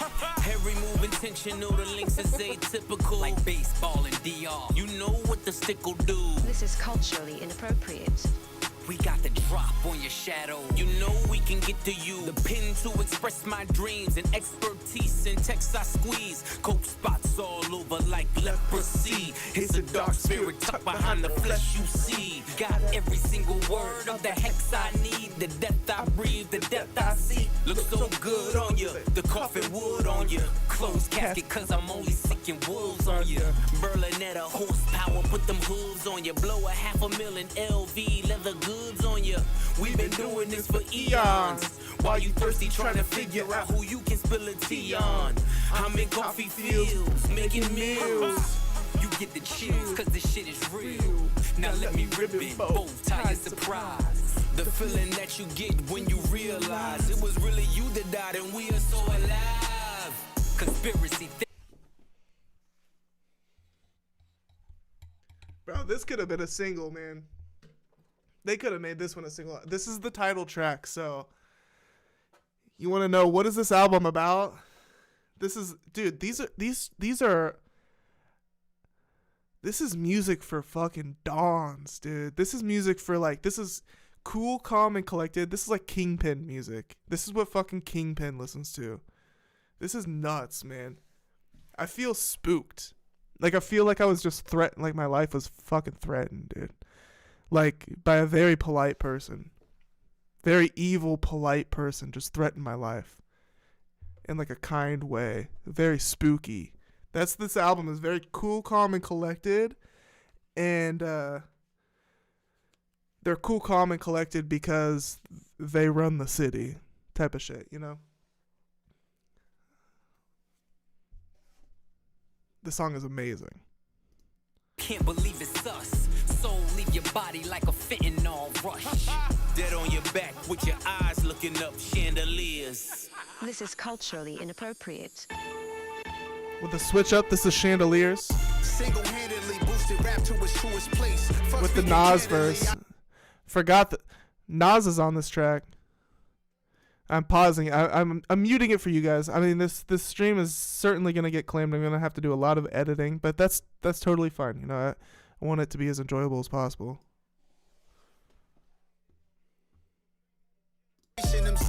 And that rings loud and reverberates. It's not fair to them. I'm thinking I deserve the hate. Bring it. Only thing you killing is precious time. Used to clash with Decepticons. I was them deaf and blind. So cancel me before I unleash the Panther me. The Pantheon is a family. We some upstanding G's. The difference between regular spitters and bosses. You didn't see that.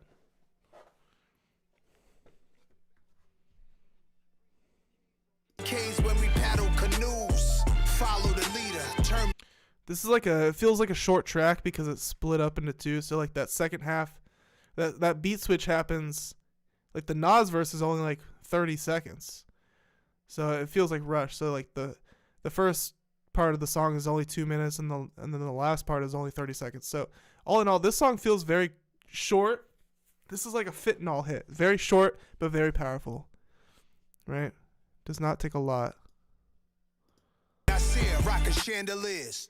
And then I think we got one more after this. Is that? Yeah. The devil's tapping on shoulders. He's trying to get to know you. The right time to fold. These beats are fucking hard, man. Soldiers. It's all lottie-dottie till you looking at the body. Smiles I'll never see again, never be a we again. It's all lottie-dottie till you're looking at the body.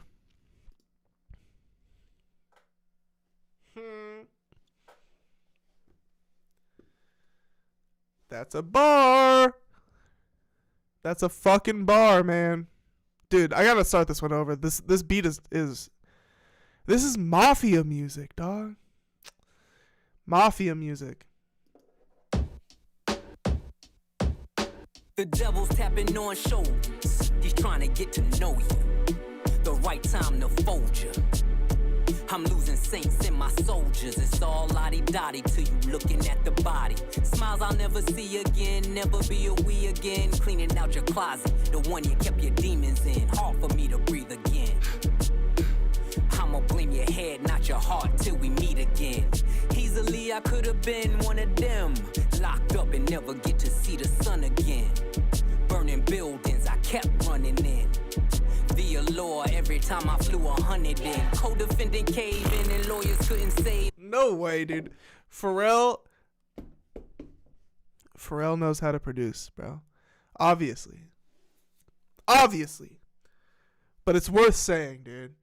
Pharrell knows what the fuck is up, dude. Did you hear that there? That perfectly placed That's a producer, dude. Pharrell is a fucking mastermind of this shit. One of my biggest inspirations as far as production goes, and I'm not alone. I'm not alone out there. I'ma blame your head, not your heart, till we meet again. Easily I could have been one of them, locked up and never get to see the sun again.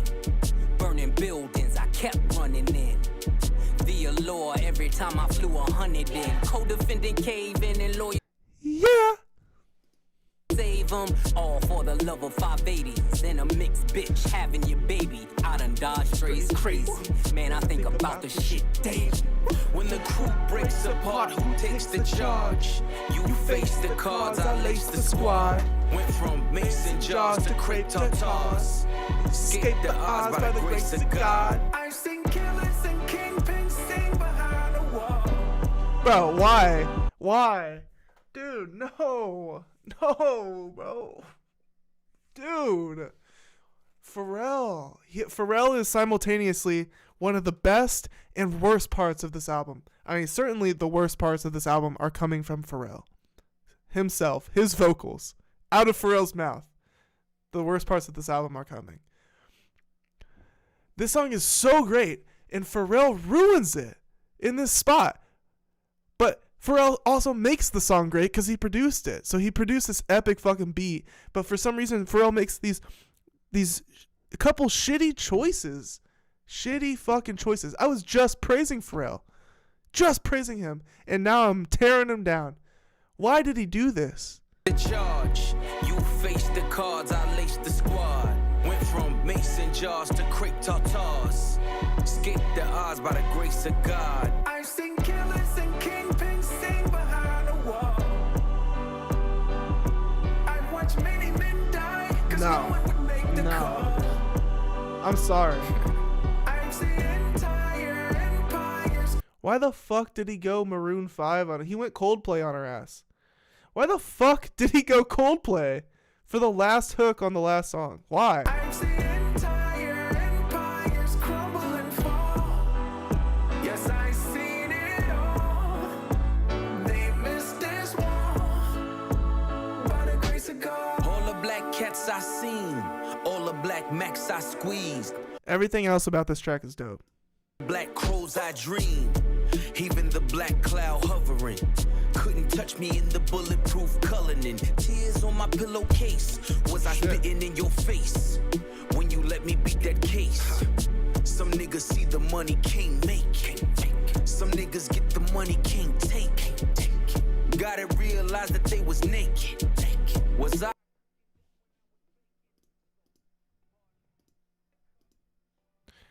And this is not a good closing track. I'm not gonna lie. I mean, I guess it works as a closing track, but it's not. It's like one of the worst songs on here. And this bar that I heard, I don't know where it is exactly, but he said, "Oh God, wait, where is it?" Now I have to find it now because I don't remember what it was exactly. Was I cooking death when I was? Oh wait.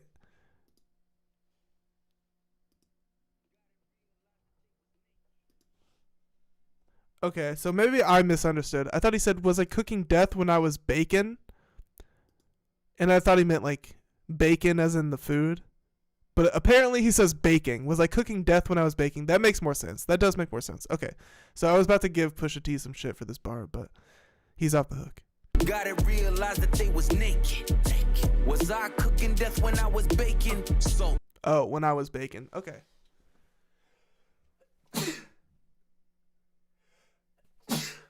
Bless me. I don't know why I thought it clocked to me that he said bacon as in like pork bacon, but I don't think that's not what happened there. Sprinkle it. But regardless, Pharrell ruins the song. I watch many men die. So I don't know. It's a good album. It's a good album. Does it end well? No. Does Pharrell simultaneously become one of the best and worst parts of this album at the same time? Yes. But definitely more hits than misses, for sure. For sure. You know? You know what it is? You know what I mean? You know how I do. And this is Quarter Day Recordings. You're watching Scratched Up Live, okay? That's what the fuck you're doing right now, if you're watching this. Which, nobody is. Nobody's watching this. It's 1:30 a.m., so, you know, I don't know why anybody would be up watching YouTube streams right now. Like, certainly couldn't be me. Certainly wouldn't be me, right? That's a joke. We have other things to talk about besides the Pusha album. God damn it. Clipse. Besides the Clipse album. I keep doing that. I keep calling it a Pusha album. It was a Clipse album. Super cool. It's just been a long time. I mean, not since I've been paying attention has Clipse dropped an album. But beyond that, we've got other things to talk about that I teased in the description. And I teased at the top of the stream. And I'm just opening the links here, so give me a second. Bear with me. Bear with me, please. You could take this time to give the video a thumbs up if you like. If you like content like this, or even a subscription. Give the channel a subscribe. If you like hip hop discussion content and music production content, because that's what we do around here. Multiple streams a week usually. Okay. Opening links, finding things, just getting things ready here. Making sure everything is good to go before I share my screen. Bada boom, bada bing. Go get yourself a glass of water or something if you're feeling a little parched. Go get a snack if you're feeling a little hungry. Now is a great time to do all of that kind of stuff as I open these links.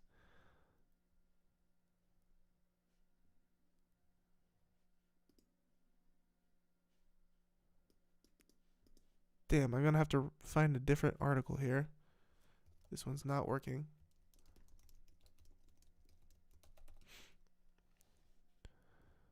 Just do it from Reddit. Okay. We're getting somewhere, people. We're getting somewhere.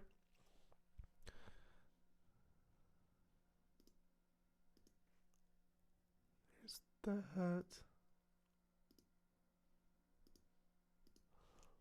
Do this.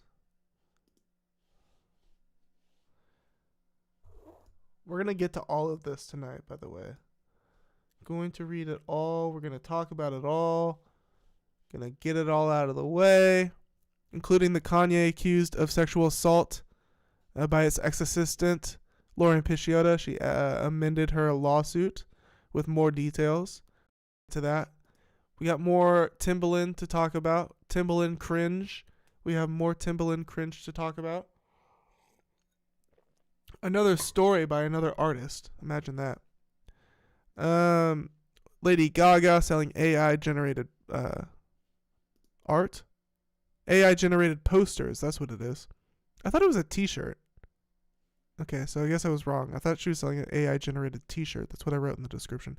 Got Boldy James speaks on the new J Dilla collab album. I shouldn't say new because it's not coming out. We don't know if it's coming out or when, but he does talk about it. All right. I think I'm ready to go here. Thank you for bearing with me.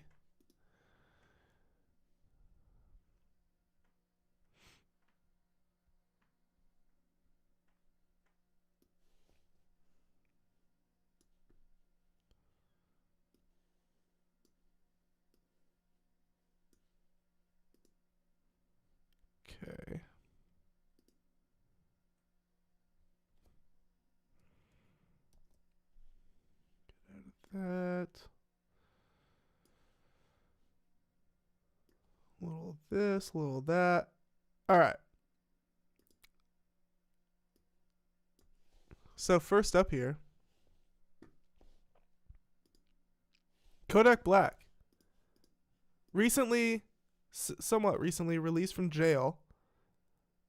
And we saw the video of him being released from jail. The same day that he was released from jail, outside of the jail, he was throwing rocks at reporters. Now, you know, maybe the reporters were assholes. I don't know. But Kodak Black was clearly strung out on some sort of drug the day he got out of jail, like a year and a half ago, maybe at this point. And that's neither here nor there. I'm just saying the reason it's relevant is because now he's getting the key to the city in Pompano Beach. Also, wasn't it just like 6 months ago he was tweaking on the street, eating... Like, he was literally fucking tweaking. He was high out of his goddamn mind, eating food in the middle of the street, blocking traffic, tweaking. Should we watch it? Should we re-watch that? I mean, I've watched it multiple times now on stream.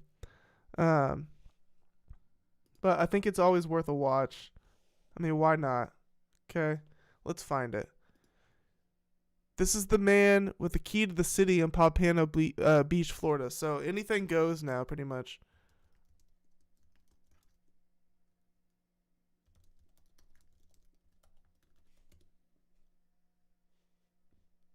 Here it is.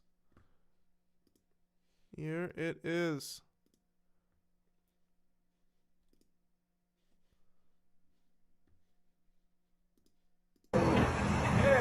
Just earlier this year, right? Free advertisement. You over there recording the wrong thing. Take a seat next to him. Take a seat next to him. Enjoy that food. Enjoy that. Take a seat next to him, brother. Talk to the people. Oh, hold on, fool, bro. I want to be part of that shit, bro. Bro, I want to join that, bro. I want to be on here. I got you. Only get to do on this phone. Oh, that motherfucker. Act for the people.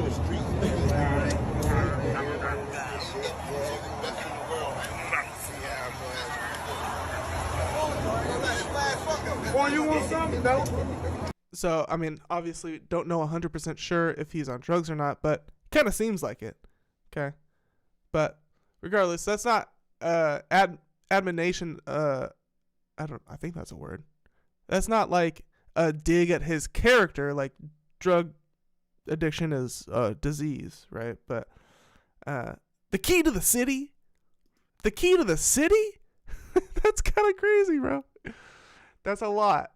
That's a big... All right, so Bill Capri, known to his childhood friends as Dyson Octave, into the world as rapper... Oh, see, this is the same website I wasn't letting me read from earlier.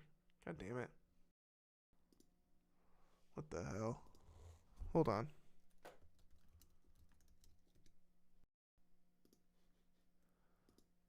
Here's an article. 12 News. What better source than 12 News, right? A famous rapper returned to his stomping grounds to receive the key to his hometown. According to CBS 12 News partner, the South Florida Sun Sentinel, Bill Capri, known to the world as Kodak Black, received the key to the city in his hometown of Pompano Beach on Tuesday. So, you know, I mean, it's nice. It's his hometown. Like, it's nice. It's a nice gesture. I mean, he's probably like one of the most famous people to come out of there, so. Fuck it. Give him the key. Give him the car, too. Give him the whole damn house. Give him the whole... Bro, just make him governor. Make him governor. At least give him mayor status of Pompano Beach, okay? It's only right.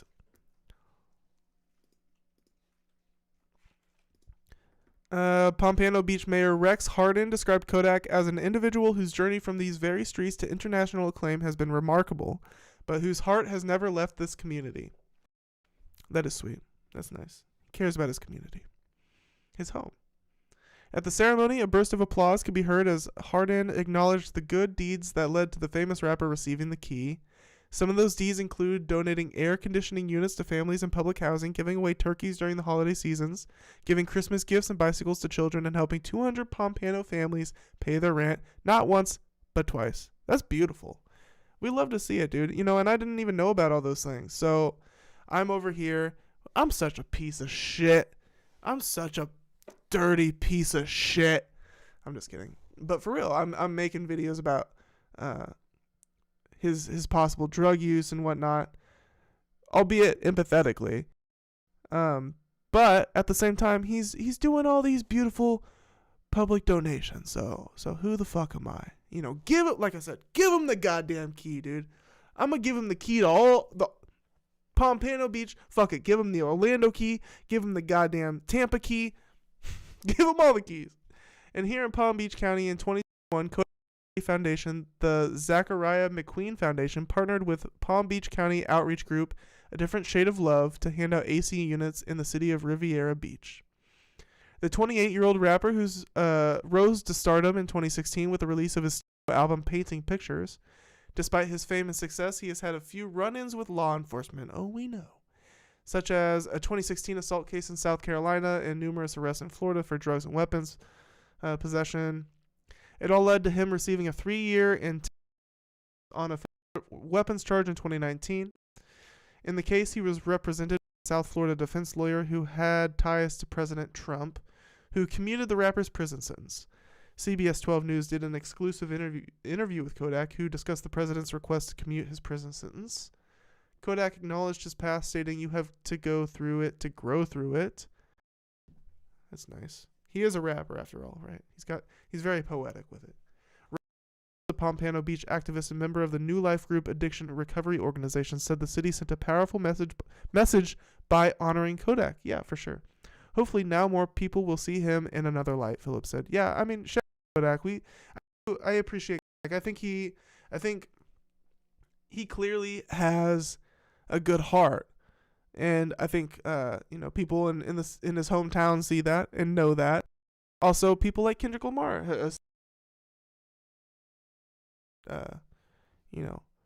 it's nice to have that on your record. The whole Kendrick thing for Kodak. It's like, okay, well, Kendrick knows him personally and sees himself in him, and Kendrick is obviously a very stand-up guy, well respected across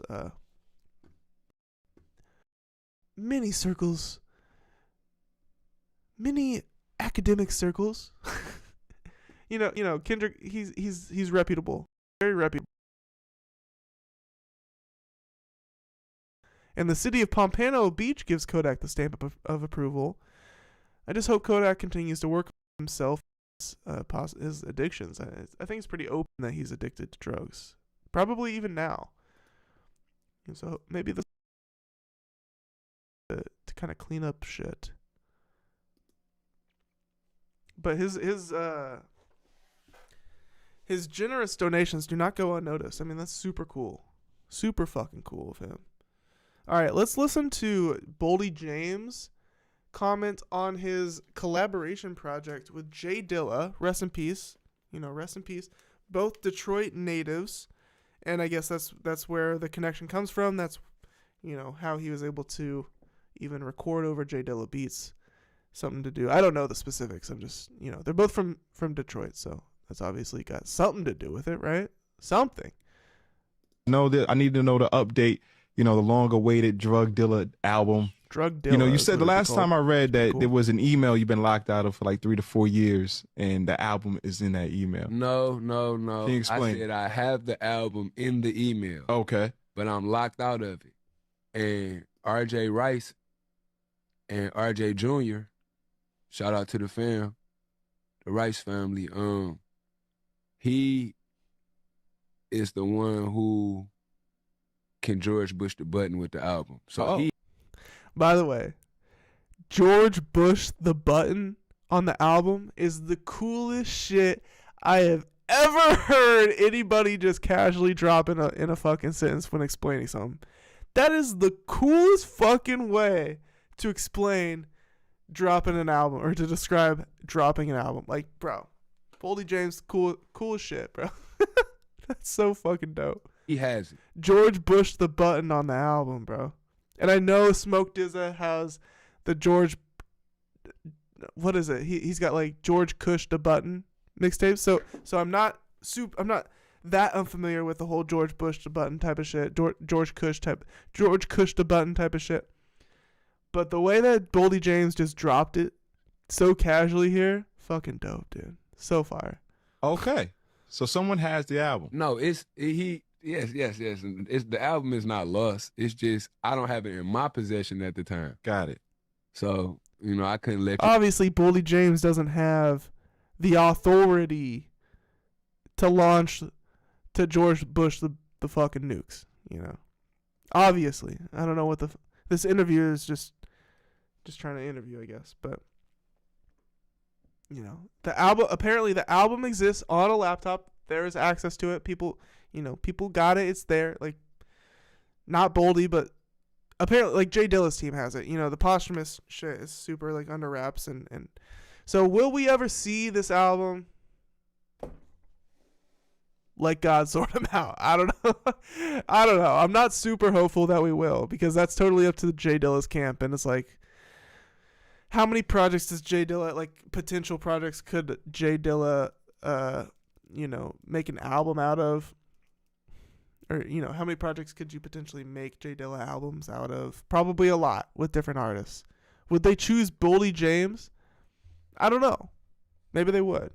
I'm not totally shooting that down. I'm just saying, like, I feel like there's probably other people they might pick before Boldy James, but with the Detroit connection and all, I don't know. It makes sense. It'd be cool. You hear nothing. I couldn't leak nothing. I can't do nothing with it. The person who has it in his possession, I don't even feel like I don't even want to ask him to send me to hear it or nothing. I'm just waiting on him to tell me when it's green light and it's gonna be. So apparently it's recorded. Like, they recorded it and they sent it in. It's like, I wonder how many albums like that J Dilla's team has it loaded up. Like, are they just reaching out? Like, they reach out to Boldy. They got one with Westside Gun. They got one with fucking, whoever the fuck else, Mac Miller or something. That'd be crazy. But how many of these shits do they got loaded up, just ready to go, like, just in case, like, they... Who knows? Maybe every rapper has a J Dilla mixtape or J Dilla project, and that's, like, what... That's the fucking entrance exam into becoming a rapper, bro. Like, you haven't made it until you got the J Dilla project that's never going to see the light of day. That's, like, completely handled by the J Dilla team. I don't know. Could be true. You Black Woodstock, you know that. So will it see the light of day at some point? Yes, it's gonna have to. Like, why would you just sit there and let that sit dormant like that? Like, like, you gotta put that out. You can't have something that great and never put it out. That's like I wonder if you think Danny Brown's got the secret J Dilla album in the fucking vault. Who else? At least all the Detroit artists, right? At least all the Detroit rappers got one. Fucking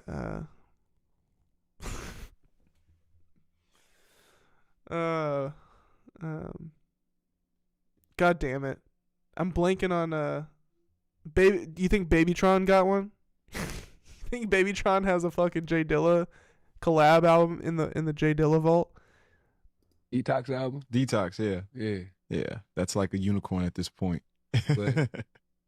But you know it exists. Yeah, absolutely. Before we get out of here. So that's it. Boldy James, he's got his own detox type of shit. The J Dilla, Boldy James, what do they call it? Drug Dilla. It'd be called Drug Dilla, Boldy James, J Dilla collab album. Will we see it one day? Who knows, man? In this hip hop shit, who the fuck knows, man? Anything could happen. I mean, we just got a new Clipse album tonight. So anything can happen. Let's move on. We're rolling through these. We're stepping out of the hip hop sphere a bit. Not out of the music industry, but out of the hip hop sphere. But we are going to be talking about Lady Gaga, somebody I do enjoy the music of. I do enjoy Lady Gaga. I also like her acting. I'm a fan of Lady Gaga, okay? But look at this. She is selling a AI generated poster as merch for $25. Now this is kind of a blurry image, but even from this blurry image, you can tell. Now, I don't know how much AI imagery you have seen. I don't know how much how much you're familiar with what AI imagery looks like, but this alone, this blurry ass, potato ass image, I can tell that this is something AI. Something about AI in this image. Now, I'm going to find a crisper, clearer image, and actually I want to look at okay, so I am in the Reddit. Let me read. Okay, yeah, so the caption here. This is what it says. I am going to find a crisper image in a second here, but it says, spot the dancer in the background with 3 arms. Yeah, as you can see, 3-armed dancer here. But just like the drawing style alone, you can see the AI in it. But I get that she might not have full control over the merch design, but this is still very disappointing. I mean, it's Lady Gaga. It's still on her. It's still on her. Every merch that she is selling under her website, and this is the case for any A-list artist, any artist running a business. It is the artist's responsibility at the end of the day. Now, the bigger the operation, the more difficult that's going to be to prove. But it is the artist's responsibility to know what they're selling and to check it. And so even if they didn't check it, it's still on them. It's their fault for not checking it, right? They should be on top of this shit. You don't know, like, who the fuck, like, they're just selling shit. They don't even know what the fuck they're selling. Like, nah, man, that's crazy. But regardless, Lady Gaga, like, doesn't she value art? I thought she'd be like one to very much so value art. So, but here's an actual image of this outfit from the show. So it is a real stage outfit where that's her up there, the cage under the dress. So they're recreating that in this, right? So that's cool, but it's pretty obvious then at that point that they just they described what the choreography is to the AI generator, or maybe they gave the generator a photo of the concert. I don't know. Something fishy happened there though. It's so obvious. So let me try and find like a clear image. One sec.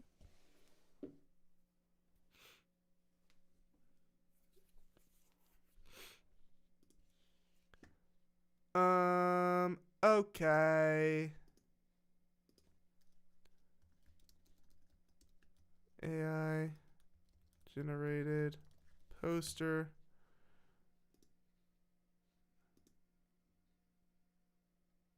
Here we go.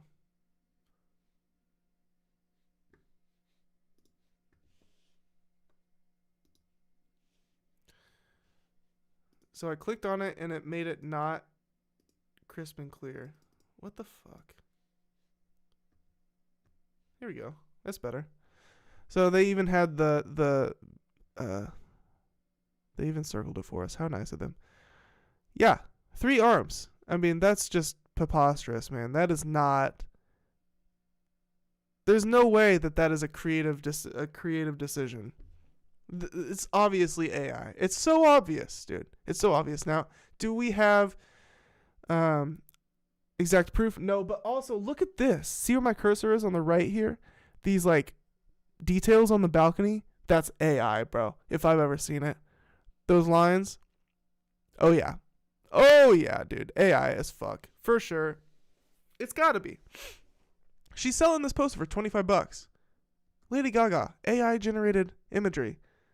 Someone that supposedly on the surface is an appreciator of art. It's pretty fucked up. So hopefully she addresses this. I mean, she must. She's got to. She must, right? Kind of looking at the Reddit comments. Once you see it, you wonder how no one on her team did. I wouldn't be shocked if they did and just didn't care because enough people will still buy it. I mean,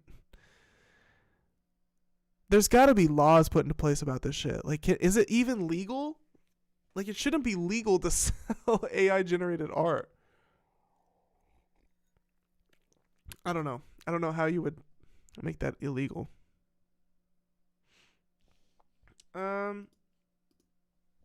Pretty crazy. I know. I don't know what else. There's not much else to say about it. I just wanted to bring attention to it. And we're going to keep bringing attention to this AI shit. We are. Not that I hate AI. I actually love AI. I use ChatGPT for a lot of helpful things. AI image generation is something I've been interested in since it started becoming like, feasible in the last few years. Something I played around with a lot. Something that's very fun. I use AI generated images for, my thumbnail, the scratched up background on all of my thumbnails, my Scratch Up Live thumbnails, the scratched up texture, that's AI generated. I use the Instagram AI stories tool a lot. That's pretty cool. So like a lot of like background texture type of shit for like quick posts, and then obviously also my scratched up texture. But so I'm not the biggest AI hater. What I hate is artists selling AI as their art. So also the Timbaland shit is nuts, and Timbaland's actually on a whole other level because he owns these like AI platforms and shit, which is ridiculous. You know, he's trying to make money off of it. Like serious money, like buku bucks. He's trying to make buku bucks. Everybody else just trying to pass on their shit as their own art. Or, maybe they're upfront about it, but I don't know. It's fine tastefully. I don't have an answer for that. Siri fucking talking to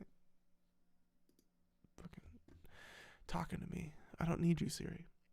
But yeah, it can be tastefully used in certain ways, but when it's just like too obvious, that's when if you're gonna use AI, make it like super like not obvious, please. Like fuck up the AI, like take the AI's idea or whatever, and then just like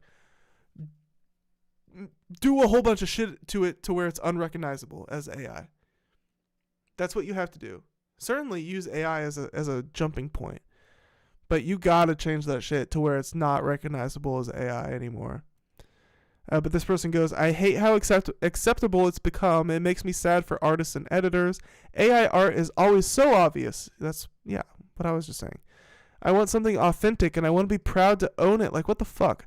I judge people who use it, whether it's for art as Google 2.0, to write email replies and social media responses. Like, what happened to using our brains, y'all? Yeah, if you're using AI to, like, write you shit that you're going to submit, that's fucked up. Like, that's weak. That's weak sauce, man. If you're going to have AI, it's kind of like funny. It could be seen as like a funny thing. Like, sure, use it for like comedic effect, for sure. But there's a certain limit. I mean, there is a certain limit. Comedy is one thing. Using it for comedy is one thing, but using it to write email replies, yeah, that's weak sauce, bro. If somebody sends me an AI-generated email reply, I'm not like... my tone is gonna change. I don't know. Something's gonna switch inside of me. And this person goes, "It's so shitty for musicians specifically to do it too." Oh, I see. Your art is special, and I shouldn't be degraded. But everybody else who contributes to your image and your artistry can be freely swapped out for AI. Visual artists and designers aren't real artists like pop stars. Okay, I don't know what they're saying. Sam, I think AI can be useful, but it should stay the fuck away from art of any kind, and it's not a substitute to Google. I mean, it's okay substitute for Google, for Google, in my opinion. I mean, you can use it like Google. I mean, you can tell it to give you sources. I think it could be a fine substitute for Google. I do not see the issue with that at all. I don't know why the fuck they would say that. God, I despise the AI summary that always comes up when I Google something now too. Yeah, well, Google AI sucks. Use ChatGPT if you're going to try and substitute Google. It's truly frightening how many people seemingly don't know or understand that ChatGPT is just predicting text. It doesn't know shit. It's just really good at coming up with things that fit any given prompt. and it will tell you whatever you want to hear if you manipulate it just a tiny bit. Yeah, well, that's why you have to ask for specific sources. If you ask it for like well-sourced sources, and then you can use those sources to cipher. Like, it's a good way to point you in the right direction of information. But yeah, do not take what ChatGPT says as gospel. Like, for example, I have been watching the whole MCU timeline in order, like movies and series and all. And I've been using ChatGPT to give me like lists and summaries and reminders of certain events and shit that happen. And it's not always right. And you just have to be aware that like you have to check you have to check ChatGPT. So you use it as like something to bounce off of. You don't use it as gospel. And it should be obvious. So I don't know. I guess that's not obvious to some people. Here, they give us a better photo of the poster. So once again, Lady Gaga using an AI generated image on a poster she is selling for about $30. Pretty fucked up for somebody as rich as Lady Gaga. You know, it'd be fucked up for anybody, for any artist to try and sell, any entrepreneurial minded person to sell AI generated fucking imagery. All right, so again, we're getting further away from hip hop. Actually, we're getting out of the music industry, which is something we rarely do here on the Quarter Day Recordings channel, but it is YouTube related, and I think it's worth reading. Just kind of reading. I don't have too much to say about it. It's just something that I want to point out. Well, speaking of this AI shit, so this is actually a good segue here. YouTube to pay only for real voices and original content starting July 15th, which is in 4 days. If, you know, today is technically July 11th now. Happy Friday, by the way. But shout out memescentral.teb for this post. They go, starting July 15th, 2025, YouTube is implementing significant changes to its monetization policies under the YouTube Partner Program. The platform will now require creators to produce original content featuring real voices to qualify for monetization. This is great news. You know, I've been seeing a lot of people complain about, well, I'm in these subreddits dedicated to like YouTubers and like small YouTube channels. And I've seen a lot of people complain about AI generated content siphoning views from them, or even directly stealing like their thumbnails and shit. And it's like, I saw that this page was stealing my thumbnails, and I went and it's just like all AI generated content, blah, blah, blah. So this is an issue happening on YouTube and probably happening all over the internet, but I am on YouTube mostly. I'm mostly on YouTube. So, it affects me quite a bit, I guess. Or could it potentially affect me when I get this channel monetized? Hopefully within the next year. We're like halfway there. But anyways, YouTube's decision comes in response to the proliferation of content that lacks originality and value, often generated through AI tools with minimal human input. The platform aims to prioritize authenticity and creativity, ensuring that creators who add real value to community are rewarded. Shout out. This is why I'm on YouTube. I'm on YouTube instead of Twitch and other streaming platforms for a specific reason. I think YouTube has their shit together as a company. I think YouTube, I like their monetization platform. I think that they are very actually helpful for the creators on the platform. They actually do things to benefit creators that put work into content and actually put time and effort into their YouTube channels. So I think YouTube tends to reward that kind of, you know, and then I think that they're fair. Their fair use policies make sense. You know, it's frustrating for me as the creator to like have to jump through these hoops, but you know, I want to make money off my art. Who doesn't want to make money off their art? We have to follow copyright law, and YouTube is very good at you know, staying in those guidelines. You know, something I respect quite a bit. It's something any musician should respect quite a bit. You know, that's what your entire career relies on is copyright law. And streamers as well. Well, I guess. I don't know. Maybe I'll take the streamers part back. Streamers are the ones that are kind of like putting that in jeopardy. But that's a whole other thing that I'm not going to get into. The platform aims to prioritize authenticity. This move also addresses concerns from advertisers and users about the quality and reliability of content on the platform.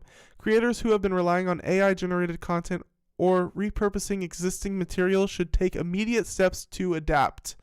Focus on producing unique, creative, and authentic content that showcases your voice and perspective. Engage with your audience through meaningful commentary, analysis, or storytelling. By doing so, you can continue to thrive on YouTube's platform and maintain monetization eligibility. And that is our ethos here at Quarter Day Recordings. I love how they put it here. Focus on producing unique, creative, and authentic content that showcases your voice and perspective. Engage with your audience through meaningful commentary. This is what I want to highlight. Meaningful commentary, analysis, or storytelling. This is why I do things, like tonight. We played a lot of the Clipse album, but I'm fully expecting to have to clip most of that out. What does get claimed by the what do you call it? The YouTube's copyright system. What does get claimed, I'm gonna have to mute. And that's another reason I like YouTube. They give you the option to mute the song itself. They run it through an AI filter to mute the song itself, but keep my my speech. So we follow copyright law out here. We do the fair use. We we try to our best of our ability. Got to balance the like entertaining versus legal. That can be tough, right? So what content is affected? YouTube is targeting AI-generated voices, reused or repetitive content, low-effort compilations, and automated or faceless videos. So not even just AI specifically, but just low-effort content in general, right? That's dope. So like Sniper Wolf, I don't know if she's on YouTube, but she might have to reprioritize, re-strategize. XQC, you better be pausing, bro. No more chair reacts on YouTube, boy. Hassan, no more chair reacts on YouTube, boys. How to stay monetized? Use your real voice, create unique and authentic content, add value through commentary or editing, avoid AI-generated or recycled videos. It's pretty simple. I mean, it's pretty fucking simple. I don't know why people struggle with this. People just, they're out here ripping entire fucking ABC sitcoms on Twitch, and not even commenting, like walking away and microwaving their fucking dinner while they're playing goddamn It's Always Sunny in Philadelphia or some shit. It's crazy. It's wild what they do out here. It really is. The internet is 30 years old or whatever, but it still is kind of like the wild, wild west out here, trying to figure out what can fly, what can't. And on the internet specifically, that's harder to do than anywhere else ever. All right.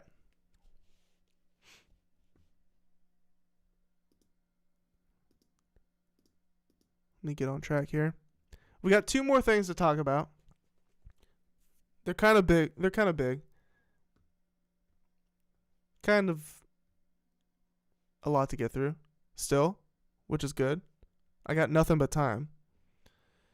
But I might want to take a couple minute break here before I get into these last two. We're going to talk about another Timbaland cringe moment. So this is kind of a continuation of the whole Suno AI thing. He got called out for stealing K-Fresh's beat. He somehow got a hold of K-Fresh's beat and then ran it through his Suno AI program and then posted a video of him rocking out to it as if he made it. No shout out to K-Fresh, no like tagging of K-Fresh, just repurposing K-Fresh's beat, running it through the shitty AI fucking bullshit, and then rocking out to it on video to post it to Instagram, to act as if, you watch the video and you assume that Timbaland made the beat. That's the issue, right? Or part of the issue. Well, that happened a couple weeks ago, kind of getting a lot of backlash. Well, here's another story. And gonna set it up here, and then I'm gonna take a small like 5-minute break, and then I'm gonna come back and take it head on. But Zara, shout out Zara Scully. Zara Scully, we got like an independent artist here. Zara Scully, 12.7K thousand followers, musician, singer here. She was featured on Timbaland's stream. Now, I don't know how long ago this was. I'm guessing within the last year. Timbaland does these streams where he listens to music submissions. Okay, you can see here, link to my bio to submit music. And Zara Scully here submitted her song. And this was Timbaland's reaction. Now, we're going to get to Timbaland's reaction. Okay. Let's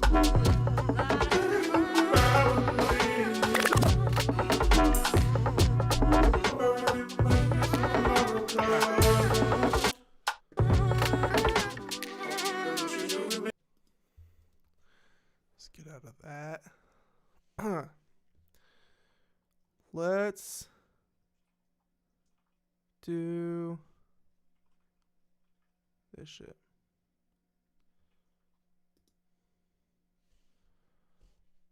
All right, I gotta restart this. Hold on. Damn, son, where'd you find this? You about to bring tears to my eyes. God. Okay, so a little background. Let me read the caption first, right? Give it a little taste of what we're getting ourselves into. That's Timbaland reacting to hearing this Zara Scully song. Now, this is the caption, posted 3 weeks ago. Tim told me not to put it out because he wanted to put it out with me. Talking about the song that he's reacting to here on this video. He called me after this, told me I changed his life and that he was going to retire me from serving and have me do On the Radar with him to take off first week of April. Then boom, ghost. So he got her all hyped, said that he was going to change her life. Or no. He said that she just changed his life. What a weirdo. You know, you see him like over the top, overreaction here. Right? She goes, I get people get busy. Tim hears another artist he gets excited about, and I fall to the back. That's life. Let this be a lesson, please. Learn from me. Never hold up on your releases on a promise from someone. Make it happen for yourself. I've held off on releasing so many songs for years because of random promises from people like Tim. She goes, this summer I will be releasing a lot of music with people who see eye to eye and have a vision just like mine. Thank you, God. So let's watch the reaction here from Timbo. His overhyped reaction, and then overpromises a whole bunch of shit to her after giving this cringe-ass reaction, and then ghosts her. Wow, chat, do you hear that? We haven't heard a song that reminisce of the great Whitney Houston in years. Rest in peace, Whitney. I know she got a hit. Boy, you know, and that may be fucking true. I don't know. I haven't heard the song. But to then ghost her, bro? Yeah, give her all this hope. Man, like, people look up to the Timbaland. I don't think he realized. I don't know what's going on with Timbaland, to be honest. I think it's brain damage from all the drugs that he supposedly did in the 2010s. I don't know. But he ain't. It ain't all. I don't know. I've been on this live for almost 5 years streaming. I never heard that. Wow. I heard Anita Baker, but I never heard Whitney. Wow. And it's crazy. Ooh. Hit it again. Go back to the top. I saw you were a person. Is that giving Whitney? Whitney Houston? Is that giving Whitney Houston? I don't know. I don't listen to too much Whitney Houston. To me, I don't think that's not really giving Whitney Houston, but maybe I'm wrong. I don't know. Found out you're just a hurt one. Woo! Holding yourself back, yeah. you know, this reminds me of like that video of Pharrell like freaking out in the studio, or like giving this amazing reaction to hearing like Good Kid, Mad City for the first time by Kendrick or something. And Timbaland's given that type of reaction and then ghosts her, bro. Like, what happened to all this? What happened to all this, Timbo? He got distracted with his AI company. That's what happened. He got more enticed by the robots, dude. I was holding on to what we had. I want my time back.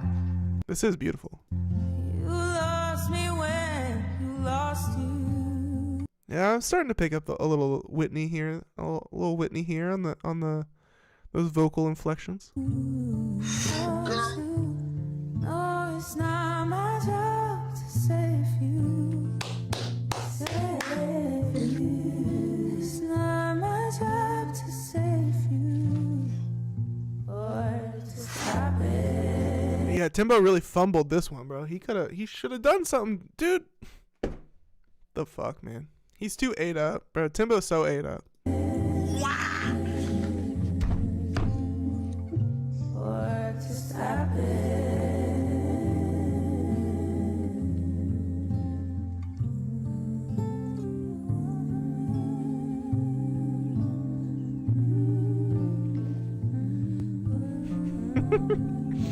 I can't get over. Yeah, I'm not even gonna go there. Not even gonna go there.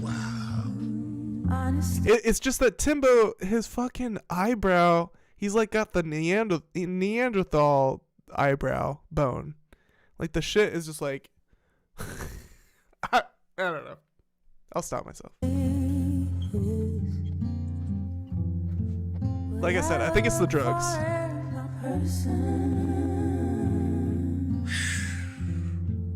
You can't have your addiction. Suspicions. This is Suspicions demo, it sounds like. So shout out the Suspicions demo by Zara Scully.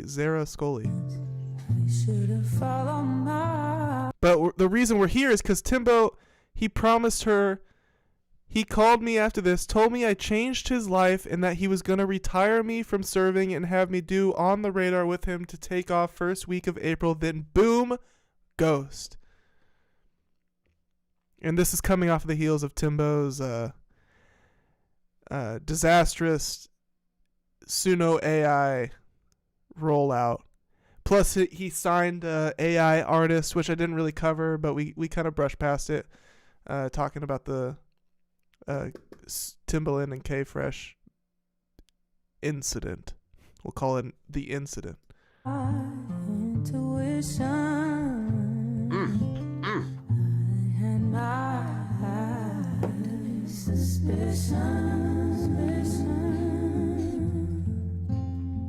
I mean, I agree with Timbo here. I agree. I mean, it's, you know, I called the reaction cringe. It's not that cringe. I mean, it's an honest reaction.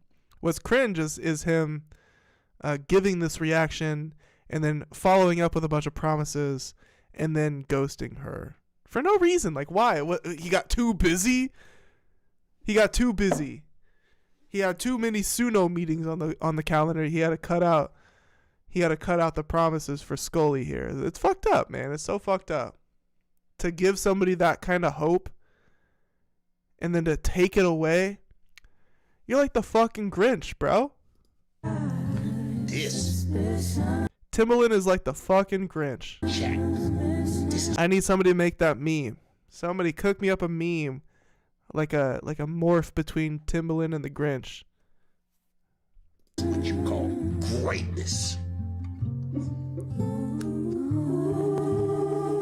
He's kind of fucking freaky, dude. This is what you call greatness. What? Hold on. Damn, son, where'd you find this? You about to bring tears to my eyes. God. Wow. Chat, do you hear that? We haven't heard a song. Okay, so I guess let's start it over. So, I mean, I don't know. Let me know what you think. To me, it's fucked up. And maybe I wouldn't be talking about this. Maybe I wouldn't have brought this up if it wasn't coming off the heels of the whole, Timbaland running K-Fresh's beat through Suno AI, which I do need to make a correction on, actually. So in those videos that I made about that, I made a short, I made an edited video. I talked about it in the live stream a couple weeks ago. I made an error in my analysis of the situation. In the video, the Timbaland Suno AI video, Timbaland steals K-Fresh's beat. In that video, I say that what Timbaland did is he typed a prompt into Suno. This is what I said happened. That he typed a prompt into Suno, and then that prompt turned into a song that lifted from K-Fresh's beat, which the AI was trained on. That's not exactly what happened. What happened was somehow, one way or another, Timbaland got a hold of K-Fresh's beat. Maybe K-Fresh submitted it to him. Maybe he found it on Instagram. I don't know. And then to give an example of what his Suno AI can do, he ran K-Fresh's beat through it. The Suno AI added elements to the beat, and then Timbaland made a video of him rocking out to the beat without tagging K-Fresh, without giving it K-Fresh any credit. So it was essentially like K-Fresh's beat with a couple extra elements added on top, but it was like still K-Fresh's beat. And then Timbaland practically, he posted a video in which it came off as if like, yo, I'm Timbaland and I made this beat, right? So people gave him a lot of shit for that. I'm just correcting the record because I wasn't 100% accurate in how I characterized all that in that video. But I was close enough and all my points remain the same. Anyways, that's that. We're going to get into the last story of the night here, and this is some like breaking news in a way, posted earlier today, as in like yesterday morning. And it's a update to a story that we have done extensive coverage on, but not in a while. So Kanye is being sued by his former assistant named Lauren Pisciotta, and he's being sued for like sexual assault, basically, of her. Sexual misconduct, sexual assault. And so Lauren has amended her lawsuit to include new details. So we're going to read all of that, and then we're going to look at the discourse happening about this on Twitter, because I want to get some of the facts straight. I want to kind of like just get the conversation straight about like get the focus of the conversation straight, because people are saying like, yo, like this girl isn't to be trusted, like we can't take her word for it. She just someone said that like a judge keeps throwing out her frivolous lawsuits or something like that. So there's discourse that is happening, and we're gonna dive deep into it. But first, we gotta know what the fuck is going on, right? So we're gonna read this TMZ article here. How long is it? It's not too long, but we're also gonna, with that, we'll watch the TMZ dudes. We'll watch them talk about it. But first, we'll read it, and then we'll watch them talk about it, and then we'll get into the Reddit discourse happening about this, because Lord knows there is discourse about Kanye. Kanye West's former personal assistant is piling on more serious allegations against the rapper. Now she's accusing him of sexually assaulting her, along with a bunch of other horrible stuff, according to new legal docs. Lauren Pisciotta, who originally sued Ye in 2024 after he allegedly sent her vile texts and videos before firing her, filed a second amended complaint this week, claiming Kanye did a whole truckload of bad things to her. She accuses Kanye of assault, battery, stalking, sexual battery, sex trafficking, false imprisonment, and more. Pisciotta, and that is a picture of her. Lauren Pisciotta says during a business trip, they were staying at a hotel in San Francisco, where they were breaking ground on Ye's new Donda school, and Kanye started making unwanted advances. So this is after Kim K divorce, Kanye, like in the midst of his freaking out about P. Davidson type of shit, the direct after happenings after he dropped the events after he dropped Donda, the album Donda. That's kind of like the time frame we're looking at, just to get context. Pisciotta says she tried to rebuff Kanye, but he kissed her on the mouth and asked questions about what her vagina was like. She says she again tried to fend him off, but it was to no avail, claiming things took a dark turn at a writing session for a new album in his hotel suite. Pisciotta says Kanye masturbated and touched her vagina before falling asleep mid-sentence as he was talking to her. Again, accusations. We're reading accusations here, allegations here, that type of thing. But it is a hilarious mental picture, dude. Kanye is the him falling asleep tidbit is hilarious. Kanye then allegedly showed up to Picciotta's hotel room and demanded she let him use her shower before pushing. And we've read this. This incident is detailed in the original lawsuit, or we've read this story. So Kanye allegedly showed up at Picciotta's hotel room and demanded she let him use her shower before pushing his way through the door. Pisciotta says Kanye then shoved her onto the bed, pinned her down, and forced his penis into her mouth. She says she begged and pleaded for Ye to stop and, quote, froze in shock and fear. She says Ye eventually stopped, apologized to her, and walked out of the room. And get this, Pisciotta says Ye offered her as a sexual gift to someone in exchange for Ye having sex with that person's significant other. She says Ye notoriously offered, and this is a quote, notoriously offered women as sexual gifts to men. Now this is in line with what we know about like Kanye and Bianca Censori's relationship. They have this like, from what's rumored and what I've read at least, they have this open relationship where they do a lot of like freak off type of things. You know, I don't know. I'm not saying that it's whatever the fuck Diddy was doing exactly, but this like swinger type of vibe, I guess. Where Kanye is like begging his wife to like go and like have sex with somebody else, that type of thing. He has these like odd kinks. Not to kink shame, but they're odd, bro. This shit is odd, dude, to say the least. So I'm just saying that this claim is in line with what other type of things I've read about what Ye is into. I can't believe I just called him Ye unironically. The man is Kanye. The man is Kanye.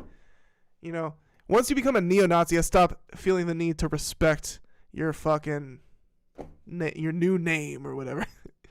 By the way, in her first admitted complaint filed in May, Pisciotta accused Kanye of drugging her at a studio session co-hosted by Diddy.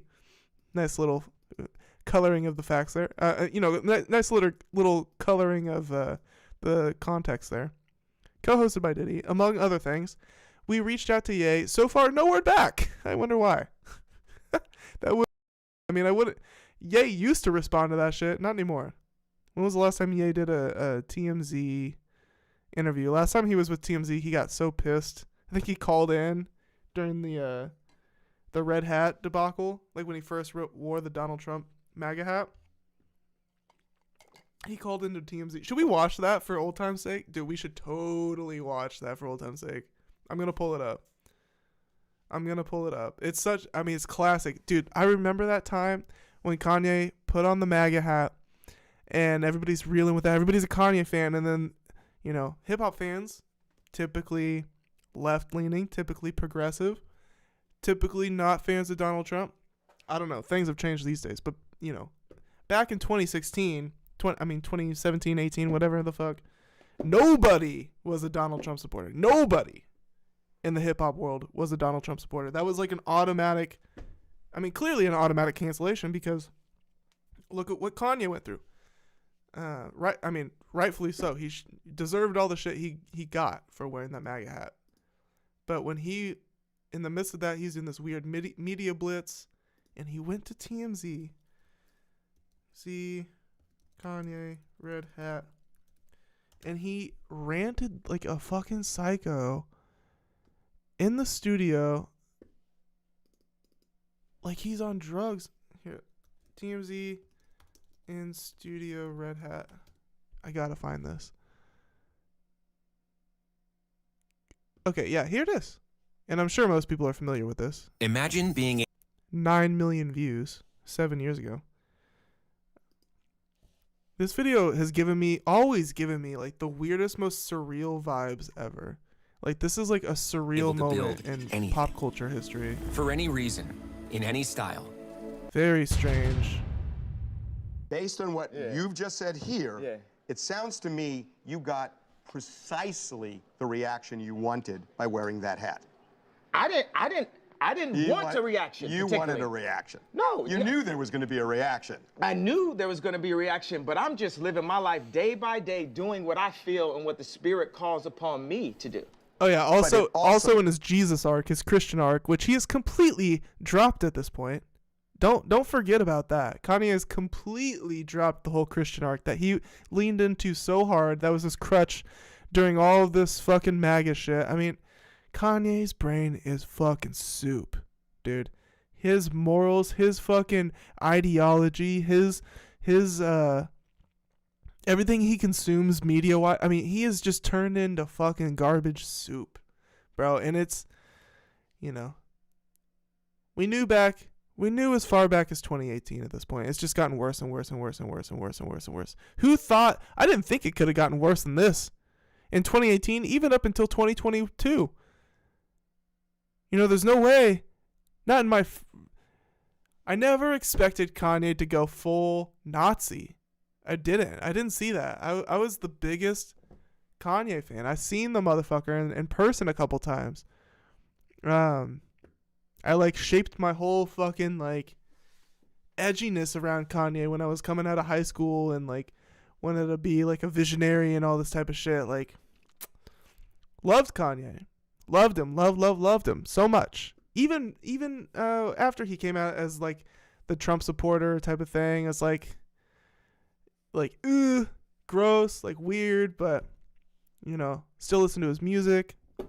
And now, dude, as soon as he came out with the Nazi shit, I was out. I've been out for a long time, guys. I've been out for a long time, and I was right. I've been out since before I had this YouTube channel, so, but just in my mind, I can say, like, I was right. You know, I dumped him as a fan. I dumped him as soon as he started doing this bullshit 3 years ago, almost 3 years ago at this point. And fast forward to today, I made the right decision a long time ago. So that's what we got to do. I just got to follow your intuition. Follow that intuition. You know, it's hard to let go of an artist that you love, but the old music, it's still there. You don't got to stop listening to the old music. But I'm definitely not listening to 2024, 2025 Kanye. That's for fucking sure. But you realize that you influence this dialogue that you're not apologizing, because everybody else, when they make a statement like that, they end up apologizing because they're so worried about what people say on social media. Well, you know why when I went to visit him the first time, right after the election. Yeah, and I took the tweets down and everything. Yeah. Because I was drugged the fuck out, bro. I was drugged out. I was on opioids. 2 days after I got off of opioids, and I was addicted to opioids, 2 days I got off of opioids, I'm in the hospital, right? I'm taking two. Hey, everyone listen to this, please. Makes me look good. Makes me feel good. Bro, this is the surreal part. He like breaks the fourth wall kind of in like a weird way. He breaks like the fifth wall, right? He turns around to the fucking employees. That's a whole different kind of vibe. It's so strange. I guess it's so strange because you just never see narcissism on this level. Like, you don't see an ego out of control on this level in person. So it still gives me like a weird Twilight Zone kind of vibe to this day. 2 days before I was in the hospital, I was on opioids. I was addicted to opioids. I had plastic surgery because I was trying to look good for y'all. I got liposuction. They're like, that's gotta be the craziest, bro. Kanye is hilarious. He is hilarious, and he's not even trying to be funny. This is like The Office. This is The Office. this is an office scene from The Office. Kanye is Michael Scott or some other goofy ass character. Kanye is actually Ed Helms. What's his fucking name in the show? I can't remember, but whatever. I mean, these people are like pigeons. They're like deer in headlights. They're like, what the fuck? Because I didn't want y'all to call me fat like y'all called Rob at the wedding and made him fly home before me and Kim got married. Now, he does have a point there.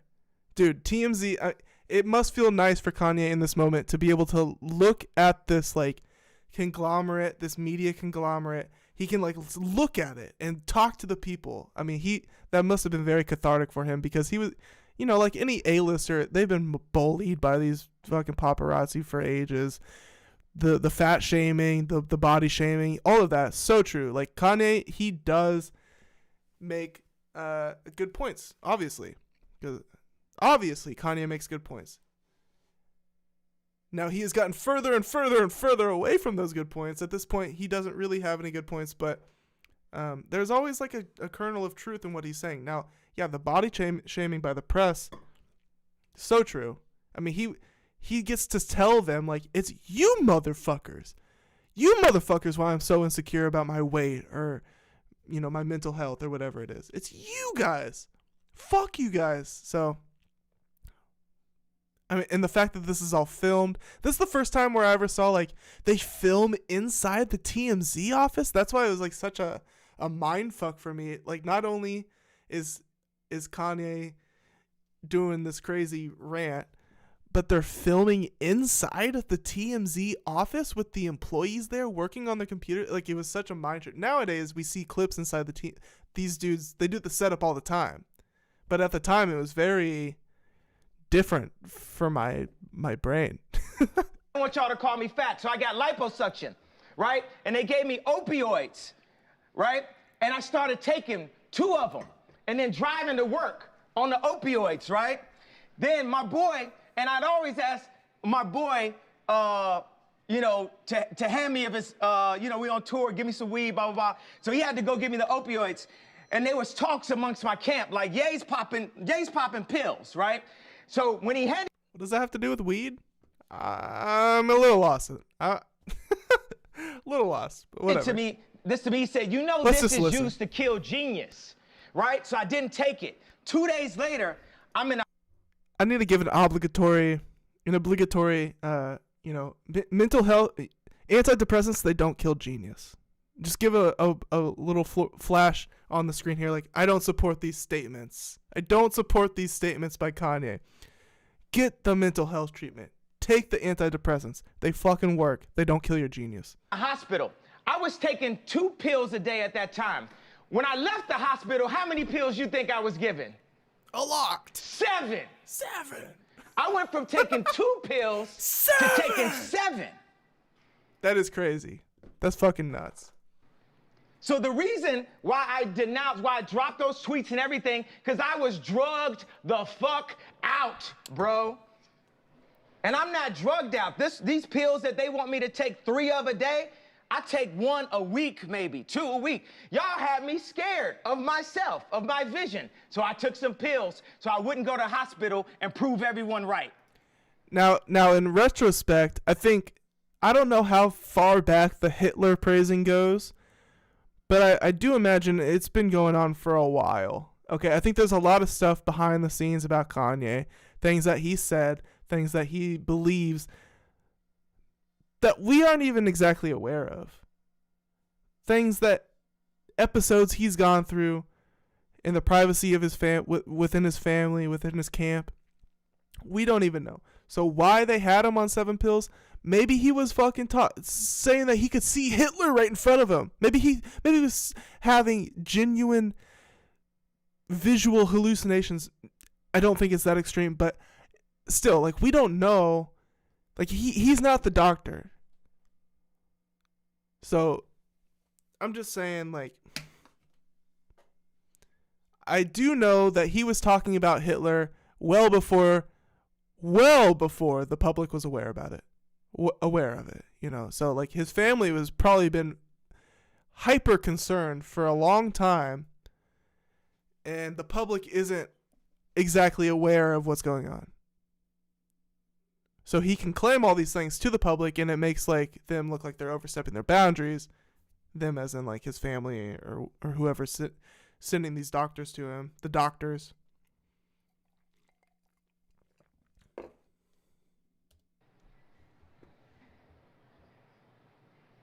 We are drugged out.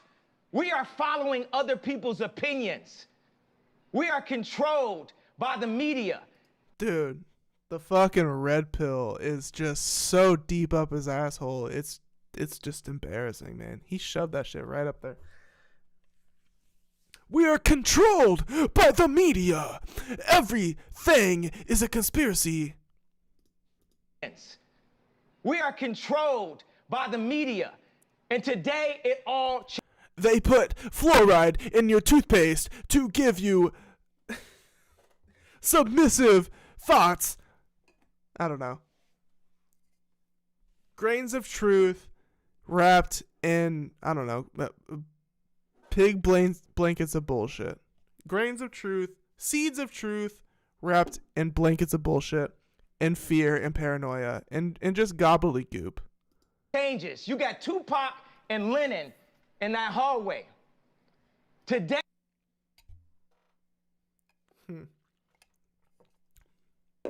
An interesting observation. Kanye is always one to make interesting observations. That's for sure. It all changes. We need to think how to think free. We need to be free thinkers. Then we need to learn how to feel free. People say feel free, but we don't even know how to feel free or think. I think at the time, even I was taken aback by all of this at the time. But he would go on and do these rants, and I'd be like, bro, like, Kanye, he's actually like, he's kind of thinking outside the box. Nowadays, I go back and listen to this 6-7 years later, and it sounds so elementary, dude. This shit sounds like I just I just had my first acid trip, and I think my mind is expanding beyond the stratosphere or something. Like, he sounds like a baby. Free. Say what you feel, positive or negative. I just got off the phone with J. Cole. He said, how'd you feel when they said the Clipse is gonna kill you? I said, man, that was the headline. But when they said they wanted to beat me up. Dude, the ums and the pauses really just... He's so passionate. He's so passionate, but the words, they're just not really... I mean, he sounds like me out here floundering on the fucking pot on the damn live stream trying to think of a word. But he's out here on TMZ trying to make like a proclamative statement on a soapbox. It just... See, what Kanye needs, and he needs a computer, he needs a microphone, and he needs a YouTube or a Twitch channel, and he just needs to live stream, and that's all Kanye needs to do. He doesn't need to be out doing tour presses. He doesn't need to be at the Grammys anymore. He doesn't need to be at New York Fashion Week or in Paris during fucking, I don't know, whatever the fuck goes on out there. Just give him a mic. Kanye is just basically me. Kanye is basically just me at this point. But I'm not a neo-Nazi. So that puts me a step above Kanye. Right? I said, that's great. They're my brothers. They love me. They don't want nothing to happen to Ye. They just want to beat some sense into me. Hold up. I'm telling you, I'm about to add a meme page to the Discord. By the way, link to the Discord should be in the bio or in the description. I need people in the Discord. We got a couple. It's fun. I'm posting all sorts of shit. But I'm going to add a meme channel, right? And I need to get memes getting made. And I'll probably just be the one to make them. I'm going to make a meme channel. I'm going to start making memes for the show. They wanted to beat me up. I said, that's great. They're my brothers. They love me. But this is going to be... This still of his face right here, this is going to be something. We're going to capture that right there, okay? We're going to do something with that. Something for the meme channel on the Discord. They don't want nothing to happen to Ye. They just want to beat some sense into me. I love Daz. I love the Clipse. I love the Bloods. I love everyone. How many people are feeling, how many people felt something that I said today? Raise a hand if you felt something that I said today. A couple people raised their hand. All right. Got a Future song on the Converse ad. Oh, wait. Cold Culture Worldwide ad, actually. How many people felt me? Bro, Candace Owens is in there. Whoa. I didn't know Candace. That's interesting. What the fuck? Did Candace used to work for TMZ? I didn't know that. There she is, bro. She was like, oh yeah, I'm feeling Kanye, I'm feeling this shit, bro. I'm feeling this shit, bro. A ghoul of a woman. Do you feel that I'm feeling, do you feel that I'm being free and I'm thinking free? Yes. I actually don't think you're thinking anything. I think I remember this. What you're doing right now is actually the absence of thought. And the reason why I feel like that. That looks like Virgil, too, for real. Because, Kanye, you're entitled to your opinion. You're entitled to believe whatever you want. But there is fact and real world, real life consequence behind everything that you. Bro, I miss the days. When, dude, even in 2018, it seemed like the tide of the fucking culture was like, kind of had their head on more straight than they do now. Just like the general person was like had a little more sense, a little less conspiracy brained. Nowadays, every single motherfucker, doesn't matter if you're on the left or the right or even in the center, for real. Everybody is a goddamn conspiracy theorist. And it seems like even, this was kind of like the turning point where people started to, normal people, quote unquote normal people, or cool people, quote unquote cool people, started to buy into the conspiracy thinking, conspiratorial type of thinking. Again, whether it doesn't matter if you're on the left or the right. Everybody is just subject to it, and this was kind of a flash point in the culture where, with Kanye, someone who is like the ultimate cool person, the ultimate hip hop artist and whatnot, is aligning themselves with something so heinous, and then people finding power in that just because Kanye has done it. And so and that snowballs eventually to where it's like, well, it's kind of cool to be a Nazi because Kanye is, right? I mean, that's where we're literally at now. That's literally where we're at now. It's fucking nuts. Just said. And while you are making music and being an artist and living the life that you've earned by being a genius, the rest of us in society have to deal with these threats to our lives. We have to deal with the marginalization that has come from the 400 years of slavery that you said for our people was a choice. Every day we have to walk into that truth while you choose to. See, that statement nowadays, that shit, I mean, if I was a black person, which I'm not, so maybe I shouldn't even finish that sentence. I'm just saying, man. That shit doesn't sound great 7 years later. The slavery was a choice thing. I don't know what Kanye thought he was saying when he said that. I don't know what kind of mental gymnastics he was doing, but it's not sticking in 2025. Like, that shit, there's no way. Again, white as fuck here. So I'm not like, I don't know, but I can only imagine that is not sticking. It didn't stick in 2018, and it's certainly not sticking in 2025. To say things that, to be honest with you, dog, are nonsensical. You want to think freely? That's fine. I'll combat your free thought with my free thought because mine is grounded in a reality that I have been given and a reality that I'm. He roasted Ye, dude. Roasted him. Cooked him like a marshmallow.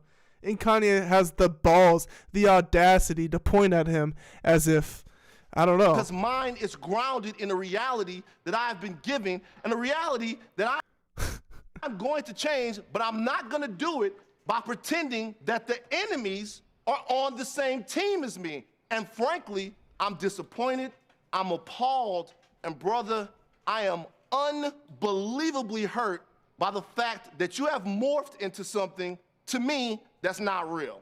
That's the way I Dude, the cooking is unreal. Bro, he called Kanye. He said Kanye is not even real at this point. I wonder what his I would love to get this guy's views on what Kanye is to him now. I would love to hear his thoughts on Kanye now. And the way he put it is so eloquent.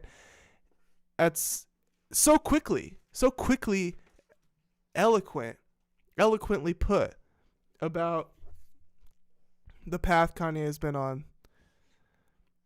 Because at this point, he had only wore the MAGA hat and tweeted the MAGA stuff like a couple weeks before, maybe even that week. This is like right when it happened. Right when it happened. Stand on all the coffee tables you want to stand on. Say whatever you want to say, but don't throw a stone, then hide your hand like the rest of us are just going to swallow it. Yay, be yay. I'm off it forever. Do you. But remember, the life that I live is as a real person, an actual person. Now, the thing is, he said grounded in reality. This reality has been forced upon us. It is a choice. Dude, that is the cringiest fucking take ever, dude. This isn't a movie, dude. We're not in some fucking movie. This isn't written by Quentin Tarantino, dog. Like, get a grip, Kanye.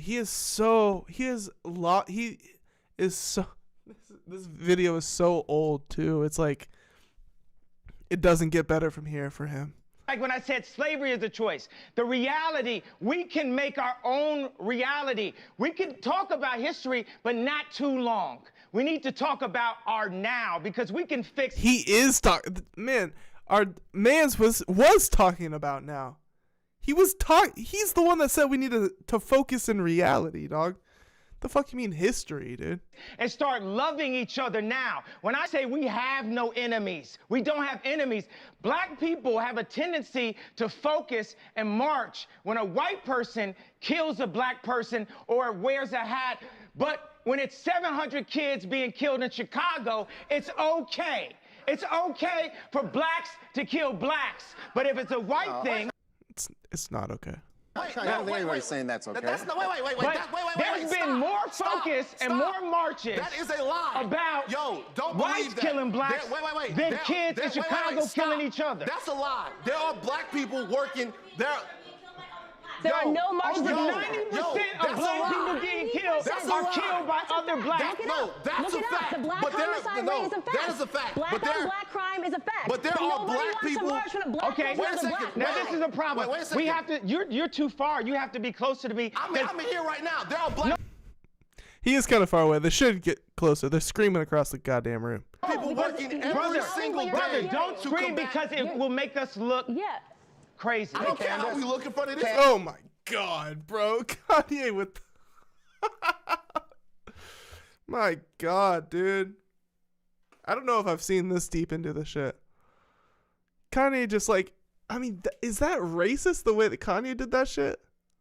Bro, settle down. You're gonna make us look crazy. Kanye, you're making yourself look crazy. It doesn't seem like there's any we in this room right now. When you scream and you don't talk. He's basically saying, bro, you look like a crazy. I'm not even gonna say it. Like Kanye is being racist towards this person, in a roundabout way. It doesn't look right. Let me just say something. Let me impart this upon you. Okay, this is a perfect example of what I'm talking about because these are two different versions of somebody else's truth. This is two different. Candace comes up. This is oh my God, bro! Like what the fuck? I was not aware. Versions of somebody else's truth. So he gets up and he's talking slavery, right? Okay, I'm not enslaved, so that it's like I don't mean to insult his reality. No, Kanye, come on over. I just wanted to give him a hug. right. Like I don't mean to. No. I think he might want to fight me, but I want to give him a hug. Okay, but like.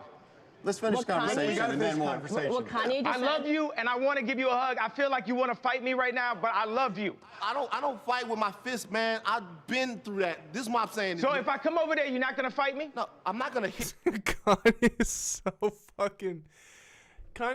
He's not real. He's not real. The dude is right. Mans is right. TMZ Mans is so right. He's like, bro, you're not real. He's like, I fuck with something that's real, and you're not real, Kanye. Kanye West and TMZ. HR services should be simple, reliable, and stress-free. Yeah, I know this is like the ultimate tangent ever, but whatever. It's fine. Do they hug? Oh, God. Bro, you got to be responsible, man. Bro, I'm sorry I hurt you. You got to be responsible, dog. I'm sorry I hurt you, man, bro. Your voice is too big. You got to I'm sorry I hurt you. I'm sorry I hurt you, bro. What? Dude, he's... Ugh, dude. Yeah. Man's right here. This guy, so real. He's a real one. Very real. Down to earth. Speaks his mind. Not that that alone makes you real, but just a very genuine person. Cares. Kanye, just an actor, dude. Kanye's just an actor. That's what he is. Bro, I love you, bro. I'm sorry I hurt you with my words. He goes, yeah. Bro, I love you, bro. Man. Jesus, Kanye is... Oh my God, dude. Oh my God, bro. Just the most horrible energy ever. Bro, I didn't mean to say things that hurt you. I didn't mean to wear the hat out the blue and shock so many people and not give them a way out of the pain. I understand that gave him pain, that made him see pain. But guess what? When I went into the hospital. We're now in the hospital. TMZ is the hospital to fix. Nah. He started off good there. He could have gone somewhere nice with that, but nah. He goes, we're in the hospital now. Like, you guys are like me now. What? What? It's the world. It's us against the world, but you guys are like me, and I was in the hospital, and you're in the hospital now. It's like, bro, what? Obama was our opioid. Obama! Opioids. Buzzwords. Obama was our opioids. Obama was black people's opioids. It numbed the pain. It numbed the pain. That's Kanye's point. I can speak Kanye. Like, don't get me wrong. I know what he's trying to say here. He's just... I used to think he was a genius. Trust me. I used to think he was a genius, too. Used to. It's been a long time now at this point. It made us feel like everything was good. That's not true, bro. Yeah. That's not true. Listen, first of all, calmly. What's your name, though? I'm Van. I'm sorry for I disappointing. thought he was about to say, and I'm Kanye. You, Van. Yeah, listen. Yeah. Calmly. Yeah. What you said up there a second ago, the statistic on black on black violence is true. What they don't tell you is there are people dedicating their lives to working throughout the problems of black people. There are black people every day, boots on the ground. They're all over the place that are working towards this. Like every single day, people are trying to fix this problem. The narrative that black people don't care about black lives until a white person takes them is false. That is not true. But the problem is, the people that are doing this work in communities every day, guys all over the place, they don't get the type of reverence, they don't get the type of shine, they don't get the type of light spotted on them, the spotlight, should I say, that other people do. Those people are the ones that need to be empowered, the people that can help Chicago, that can help South Baton Rouge, that can help those places, that are working there every day. This guy knows his fucking shit. Kanye doesn't even understand the waters he jumps into before he jumps into them. And, that got him a lot of success. That same type of mindset, I guess, got him to a certain point of success. But, I mean, the crash and burn is just, it's fucking, it's unprecedented. Doing it, and they dedicating their lives to it. But they don't get big up by rappers. They don't get invited to things. They do it for nothing because they have to. So what I'm trying to say is while we're having all of these conversations about stuff that gets covered on the news, who's going to talk about what doesn't get covered on the news? Like, to me, for a lot... At least Kanye does sit back and listen. Kanye knows. He knows. Kanye is not stupid. We're going to skip a little bit of this because, man's a speaking facts. He speaks nothing but facts, but we are here for the juice. We want to hear what Kanye's psycho ass has to say. about the fact that they mean me harm. I think that we have to get next to everyone. If we don't like Trump, we have to talk to them. We have to talk because Trump is a human being also, and he's in a very powerful position, and he's doing a lot of things to actually help business owners be able to go past all these fake laws and rules and things. I mean, candidates can give you the facts better than that, but we need to speak to people. Einstein says the definition of insanity is doing the same thing, expecting a different result. So we keep on saying, I hate you, fuck you, fuck you, fuck you. How are we gonna get a different result out of hate? Why don't we just try love? Why don't we just try love? Why can't it be okay for an influential rapper in the black community to go up to the president and talk to him about how we can make a change one by one? So yeah, I mean, he kind of had a point. I see what he's saying because, you know, on one hand, Kanye has this access and other people have access to Donald Trump. You know, this is before Biden, and now we're back into Trump. And, you know, in Trump's first presidency, he was very much more toxic than he is even now. He's very toxic now, obviously, but back then, especially in the hip hop community, the black community, the progressive communities, for a hip hop artist to interact with Trump, it was blasphemy. It wasn't as commonplace as it is today. Now that Trump has like pardoned all these different rappers and has gotten support from other rappers like Benny the Butcher and shit. Back then, it's like, you know, people like Kanye were in certain positions where they could speak to Trump, the person who happened to be the most powerful person in the world at that time, where it could, you know, some benefit could come from that, but doing so would be like sacrificing their career. So like, I do agree with Kanye, like that, not necessarily fair to the fullest extent, but at the same time, it's hard for me to give too much of a fuck, because while that may have been true, and still to this day, unfortunately true, that, you know, people that have access to Trump or to that higher power, they could speak to Trump and get certain positive things done. But that comes at the expense of like kind of endorsing Trump, right, in the eyes of the public. So it's tough. I think it could be done right in like a bipartisan type of way, in like a professional type of way, without endorsing the other person. But when you're a public figure or a famous person, it just is like an endorsement when you collaborate or take a meeting with or talk to or get pardoned by even a person in power. And when that person is someone like Trump, I don't know. It's a very strange and weird and awkward line. And, you know, I don't think that alone should immediately cancel somebody for their entire career. Like, it shouldn't tear down a career. And I had that same viewpoint in 2018. I did. I loved Donda. I still supported Kanye through his self-titled album, Ye. You know, I still supported Kanye through Donda. Right? Even though he had done the Red Hat shit, and it was very disappointing, and he did this weird ass TMZ interview and shit. But once you start like, I mean the shit. So here's the thing. He started to do like a white lives matter shit type of you know, endorsing White Lives Matter, and that is against his own people, right? And so I don't know how to exactly slice that.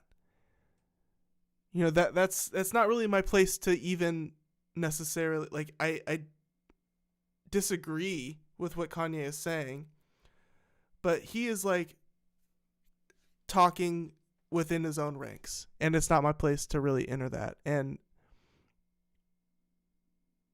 the thing is, the moment that he starts attacking other people that aren't in his own race, and he starts attacking outwardly and less so inwardly, you know, because the whole like White Lives Matter thing and this whole TMZ interview. It's screaming like insecurity and a lot of like internal struggles that Kanye is having. I really don't know. I don't know. But then he starts pointing the finger at other races, obviously Jewish people, and there's a lot packed into it. But the doubling and the tripling and the quadrupling down, right? And just the violent statements, and then the Nick Fuentes cozying up with Nick Fuentes and Milo Yiannopoulos, and then Trump still, and he is full on right wing, far right pipeline, red pilled incel.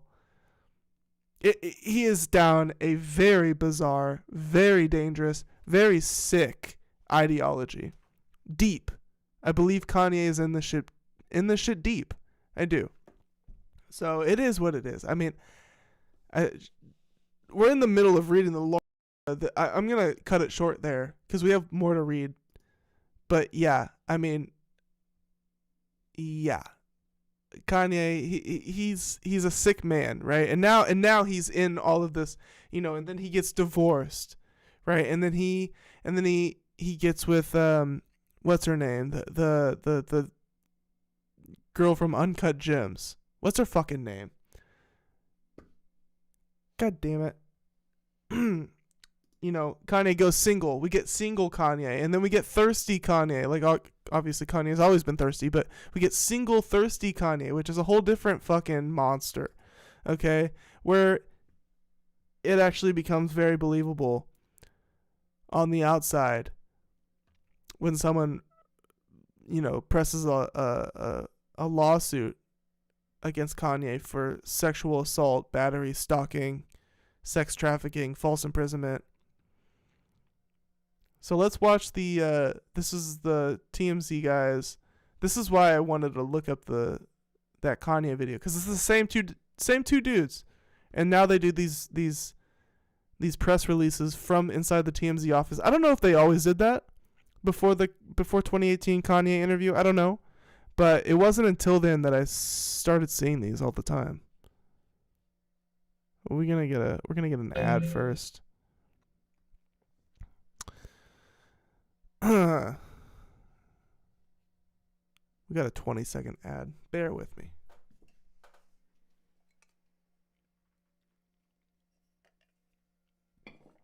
Let's see what these guys have to say about the, because they were looking like in complete shock, like complete disagreement with Kanye during his rant in the office in 2018. So they have been very sour on Kanye ever since. Shocking lawsuit, a story we broke yesterday. Kanye West is being sued for sexual harassment by his ex-assistant. But this lawsuit, I gotta say, the information in this lawsuit is about as filthy as it gets. Yeah, we are gonna have a hard time describing the things that Lauren Pisciotta claims Kanye, while she was under his employ, that he was texting to her. So she was an OnlyFans model, and she says making about $1 million a year, very successful, when Kanye somehow spotted her. And decided he wanted to, I like how you said that, somehow spotted her. She never says in the lawsuit that it's because of OnlyFans.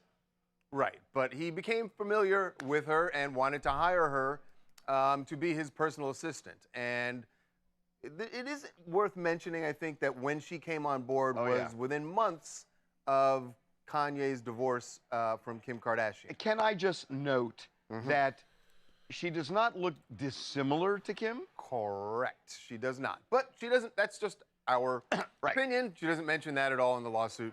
But she says once she was on board that Kanye, as, she doesn't look dissimilar to Kim, but she also doesn't look like Kim. So, I mean, they have the same plastic surgery,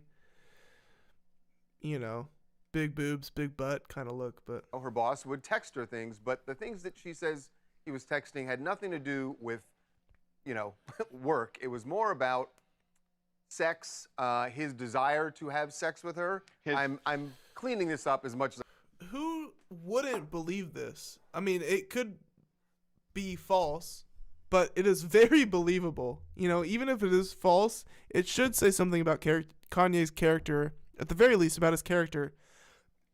How believable this is. I mean, it falls right in line with everything we know about Kanye and his sex addiction. Especially with it lining up with, you know, his divorce and whatnot. And so I'm not blaming Kanye for like being thirsty. Like it's one thing to be thirsty, but it's another thing to hire somebody and then sexually assault them.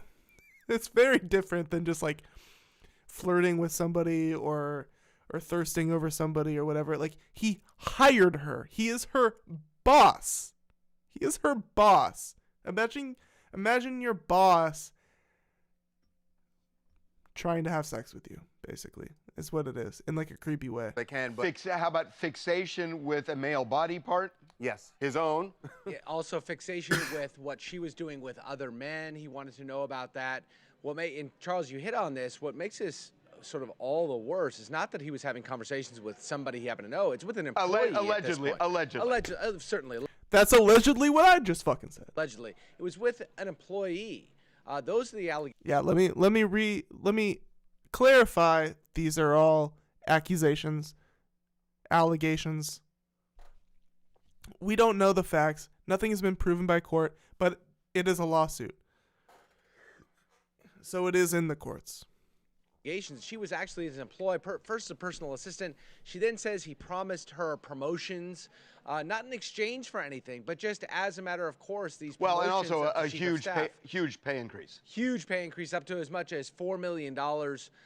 And so the allegations in the complaint are obviously insanely graphic, and that's what's going to get the headlines. But underlying it all, allegations of real discrimination against an employee. He said he fired her. She alleges it was failure to engage in some sort of quid pro quo, harassment based on gender, a lot of really serious allegations. Kanye has not responded. We reached out.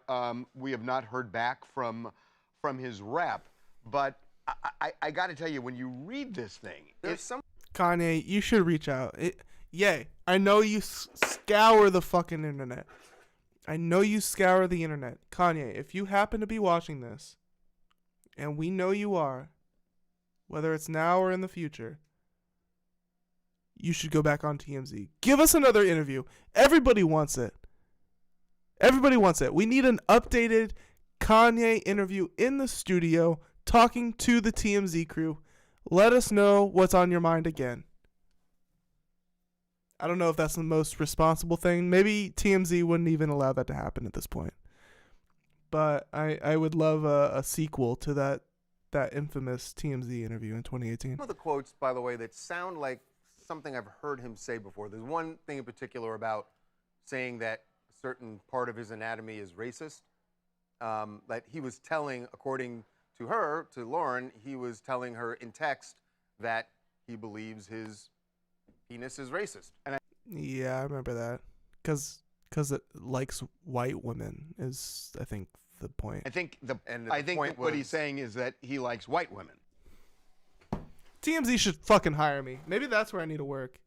You know, I tried to get hired at H3. That didn't work out. Maybe it will in the future. I don't know. But dude, TMZ, that's a good idea, Derek. I should fucking apply at TMZ.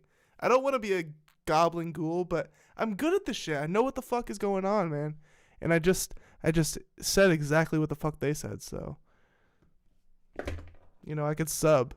I could cover for somebody. Right. And I think that's how I read it. That's the way I understood it too. Now again, these are allegations. Yeah. And you never know. And I think it's so important to say, look, this is a public lawsuit. She filed it. We actually had heard rumblings that this was coming down the pike. I wasn't here when you broke this yesterday. Did she include in the lawsuit any of the text messages? Yeah. Like screen grabs of text messages? Well, she wrote the text messages. She wrote it out, but no screen grabs. No, but she wrote it out in painstaking detail. She clearly wanted to make the nature of the text messages, as well she should if they're accurate, the focal point of what people were going to see and point out. Every detail is in there. Hi, this is Lauren from Marina Del Rey, and to tell you the truth, I'm not surprised to hear about these allegations. I've been concerned about a lot of the women in Kanye's orbit for a long time. He obviously needs an HR department. I think he needs some help himself, and I hope this woman gets justice if these allegations are true. And I am curious to know how this might affect his current marriage. Well, I got to say, I'm glad you mentioned that because Bianca Censori, his wife, was working also an there employee. at the same time as Lauren. As a designer, right. And I don't think Bianca cares. He was a Yeezy designer. Right, and she was there at the same time. Obviously, we haven't heard from her, but at all. Tangled Like web. ever. Tangled web. Never heard from her ever, is what they said.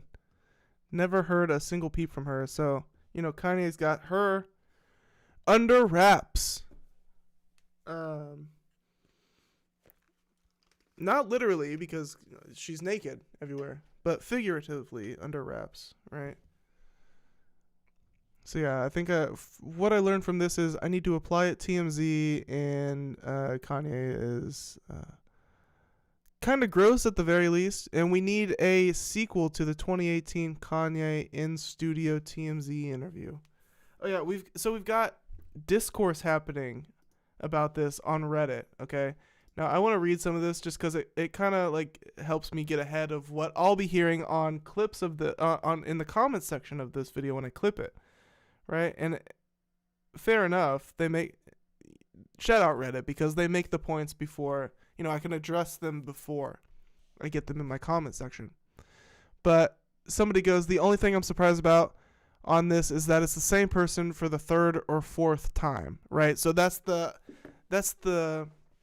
image that a lot of people are getting here. It's like, oh, this one girl keeps throwing shit at the wall to see what sticks, right? Because she sued Kanye like last year or something, and then she added more details to it. Now she's adding more details, so it seems like, oh, she's just, why wouldn't she say it all at once is kind of the idea. And it's, you know, she could have many reasons for that, multiple reasons for that, I don't know. But what's actually going on here, and what people go into further in the comment section, is that it's all one lawsuit. She is making amendments to one lawsuit that is still ongoing. So it's not like just, oh, she's throwing rumors out left and right just to see what sticks. It's like, no, her lawyer is drafting up new, like very detailed lawsuits, or one lawsuit, and drafting up very detailed amendments to that lawsuit. So, somebody else goes, I'm all for dragging Ye for being shitty, but this woman has been trying to extort him for 5+ years. Okay, and the validity of that is definitely in question. 5+ years. Comes up with some different outlandish story every 6 months. Okay, outlandish, not so outlandish if you ask me. Actually, quite opposite to what my interpretation was. This actually falls quite in line with all the rumor, with all what we know about Kanye and his sex addiction up until this point. Falls exactly in line with what I know about and my impression of Kanye. For those wondering, this is the Jay Leno chin girl. Her case, and I read that, and it doesn't mean anything really. We all know Ye is insane, but this woman is not trustworthy in the slightest. But no reason why. Like, there's no reason why she wouldn't be trustworthy. Why is she not trustworthy?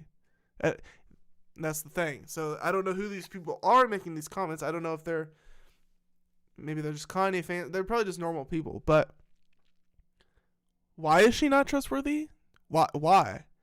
Because she's the Jay Leno chin girl. Her cases keep getting thrown out for being baseless and straight made up. Like, her cases aren't being thrown out. This person is lying. I don't know who this person is. If I wasn't streaming right now, I would definitely click on their profile to see. Here, let me see what's going on here. This is a person, an account with 107,000 credit karma, but that could just be like a repost account. I don't know. So they only put, I don't know. There's no info. I can't even see their comment or post history. So I don't know. I'm kind of sketched out by this account. Kind of like a karma farming type of account. For some reason, I can't see their post history. But what they're saying is just not true. It's just kind of lies, and it's based on nothing. They go, for those wondering, this is the Jay Leno chin girl. Okay? And then so somebody's like, Jay Leno chin, she has a chin, I'm struggling to find it. So this person uses that as like, hey, you know, like this person is the Jay Leno chin girl, she's not to be trusted. But it's like, first off, okay, what's the Jay Leno chin girl? Somebody asked that. They tag from last year. And apparently Kanye blasts baseless sexual harassment allegations from ex-assistant in statement comparing her chin to Jay Leno. So just because she, you know, accused Kanye of doing this one thing, she is now untrustworthy? Right? Was the Jay Leno chin thing baseless and straight made up? I don't think that was ever proven to be true. That's a weird insult. She's got a pretty normal chin. Yeah, supposedly the full story is she had a bunch of work done to fix her chin. She used to look like Jay Leno.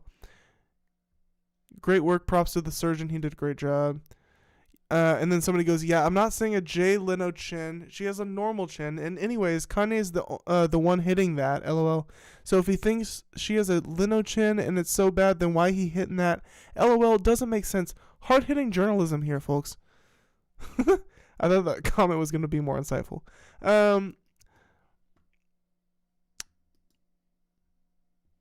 Okay.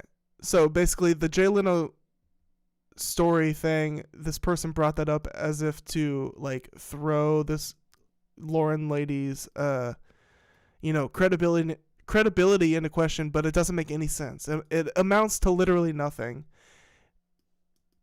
But this person is saying she's not trustworthy in the slightest because of it. It doesn't make any sense. And it's just not true. Like, I believe that Lauren Pisciotta is, there's no reason to believe she's not trustworthy. Okay. Why? Because she got plastic surgery? Doesn't make sense. So this other person, Alpha Lobster 200, goes, there's a story of a model chick describing how she went to Ye's house and was being pressed by his entourage, and as soon as Ye heard what was going on, he stormed into the room and screamed, "She said no, leave her the fuck alone." The guy is clearly unwell, but he still has something resembling a moral code for this subject anyway. Okay, so giving, backing up Kanye's character. Another person replies to that going, given this dude's history, that story sounds as outlandish as this girl's story. Kind of funny, kind of does seem a little bit outlandish, and anybody can make that up. So there's no telling. It's just as much believable, not true as true. So it means nothing really.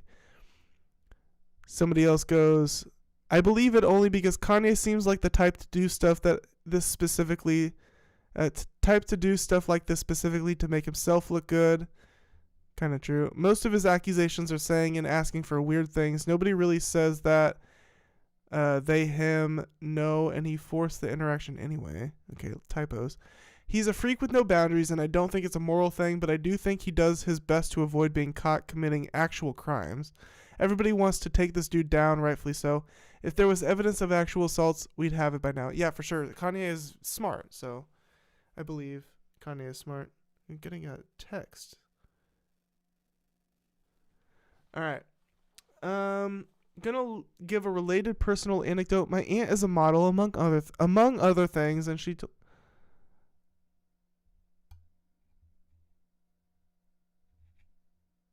okay, I don't know. Another supposed personal anecdote.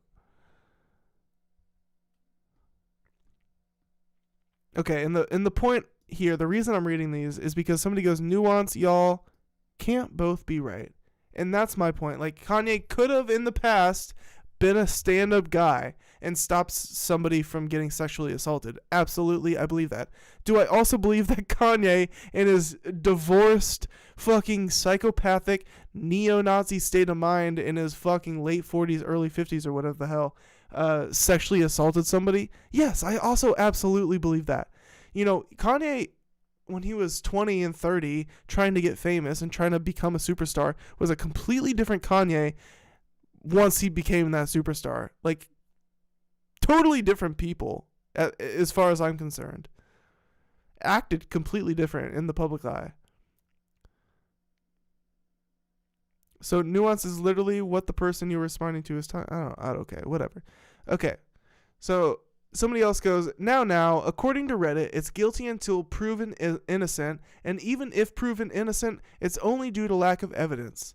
She could come out and say, sorry guys, but I made everything up, and people here will still believe he did it. Now, this is the type of accusation that I get thrown my way in videos like my fucking Slow Tie video, where, Slow Tie was found not guilty of his sexual crime, of his rapes, of his double rape accusations, but I still made a video, standing firm that, like, I believe something fucking happened there. Like, I do believe something happened there. And the video got fucking, like, downvoted to hell, got a million not too many comments, but a lot of comments for my videos. Most of which were just saying, like, bro, you just believe the victims because they say that shit, bro. Like, that type of thing. Like, they could just make anything up. I'm not so quick to believe that people are willing to... Dude, do you realize, especially in the UK, I think, how long a lawsuit and how much work and how much effort and how much time it takes to involve yourself in a fucking lawsuit? It is not easy work. Especially when there's no, like, real payout for this. Like, so, of course, people could do that. Real psychopaths could do that type of shit, and I'm sure they have, and I'm sure they will in the future. But, like, in this Slow Tie case, just for an example, do I believe that these women with this, like, super, like, heartfelt fucking tragic story of getting raped by Slow Tie and his friend on a roof of a building at a party, do I believe that they're doing it for clout?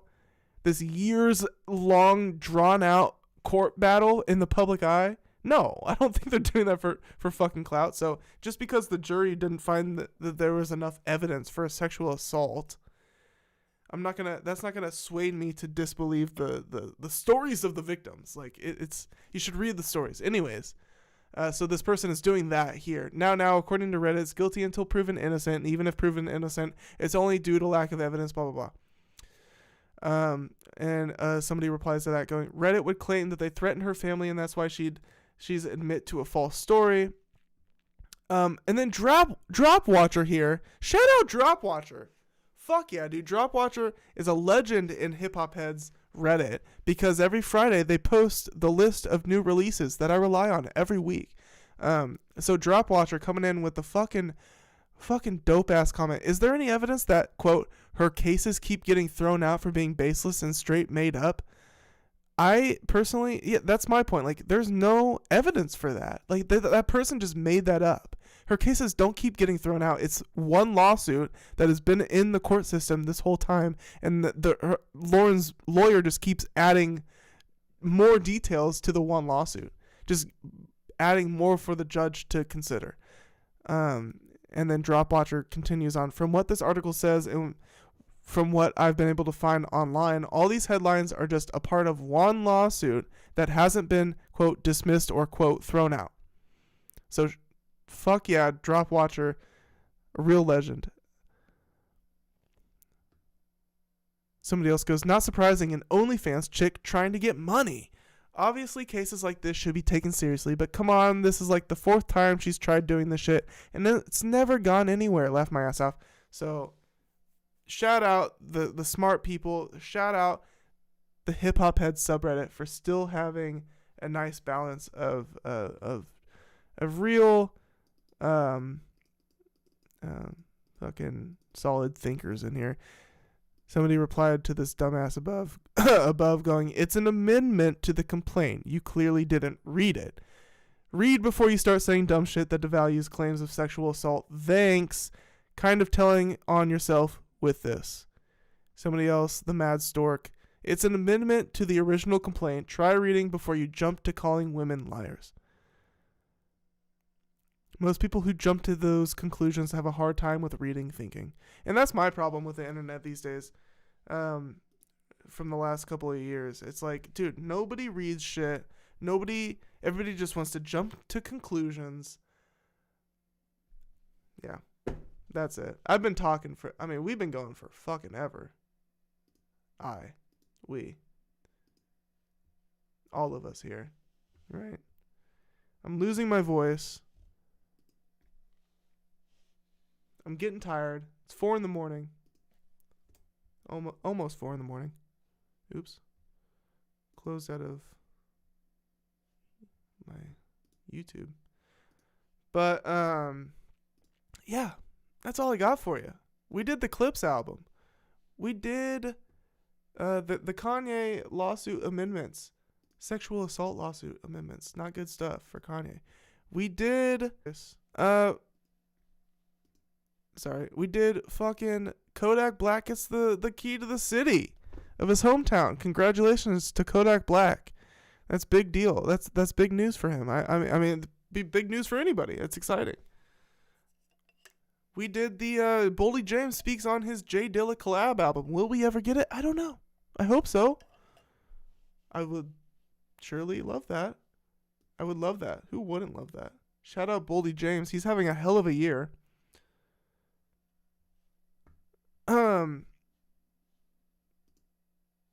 Let's see here. Man, it's late. I have to get up early too. Kind of early. That's okay. I need to give a parting shout out to something very special, something that anybody who enjoyed the stream tonight should consider joining. The Quarter Day Recordings Discord server. Once it pops up here, any second now.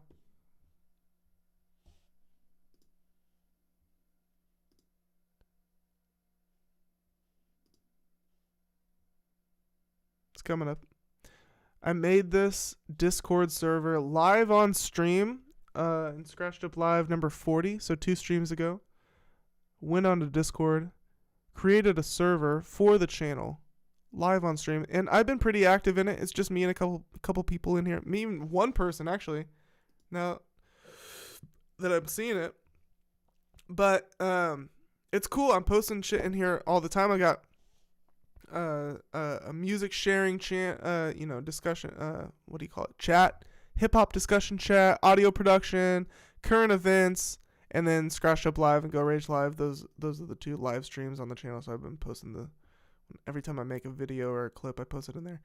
But we got some engagement here. Rare YouTube W. Gonna give that a 100 emoji, right? So I post music I'm listening to, new music, or any music I'm listening to in here. And this is a good place if you want to see me talk about something specific. There's like a current event or a hip hop discussion point you want to see me talk about, this is the place to let me know. And if you post it in here, I will be sure to cover it. And it's just I want to build community around this Quarter Day Recordings thing, your first stop for hip hop discussion and music production. Also, you can follow the channel on social media like Instagram at Quarter Day Recordings, TikTok at Quarter Day Recordings, Threads at Quarter Day Recordings, or you can follow me Derek Obscure, on Instagram at Derek Obscure, on Threads at Derek Obscure, and it's all in the fucking description.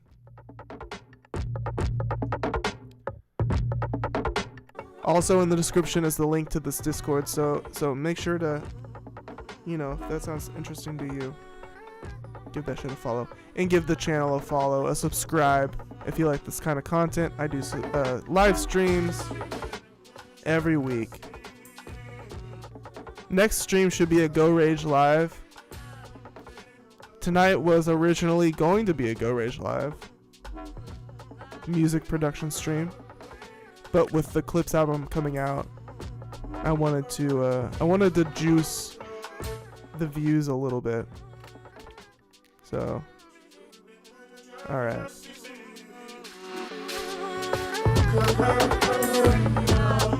Give this video a like. Let the algorithm know that you like this kind of content. And alright, I got it. Have a good night.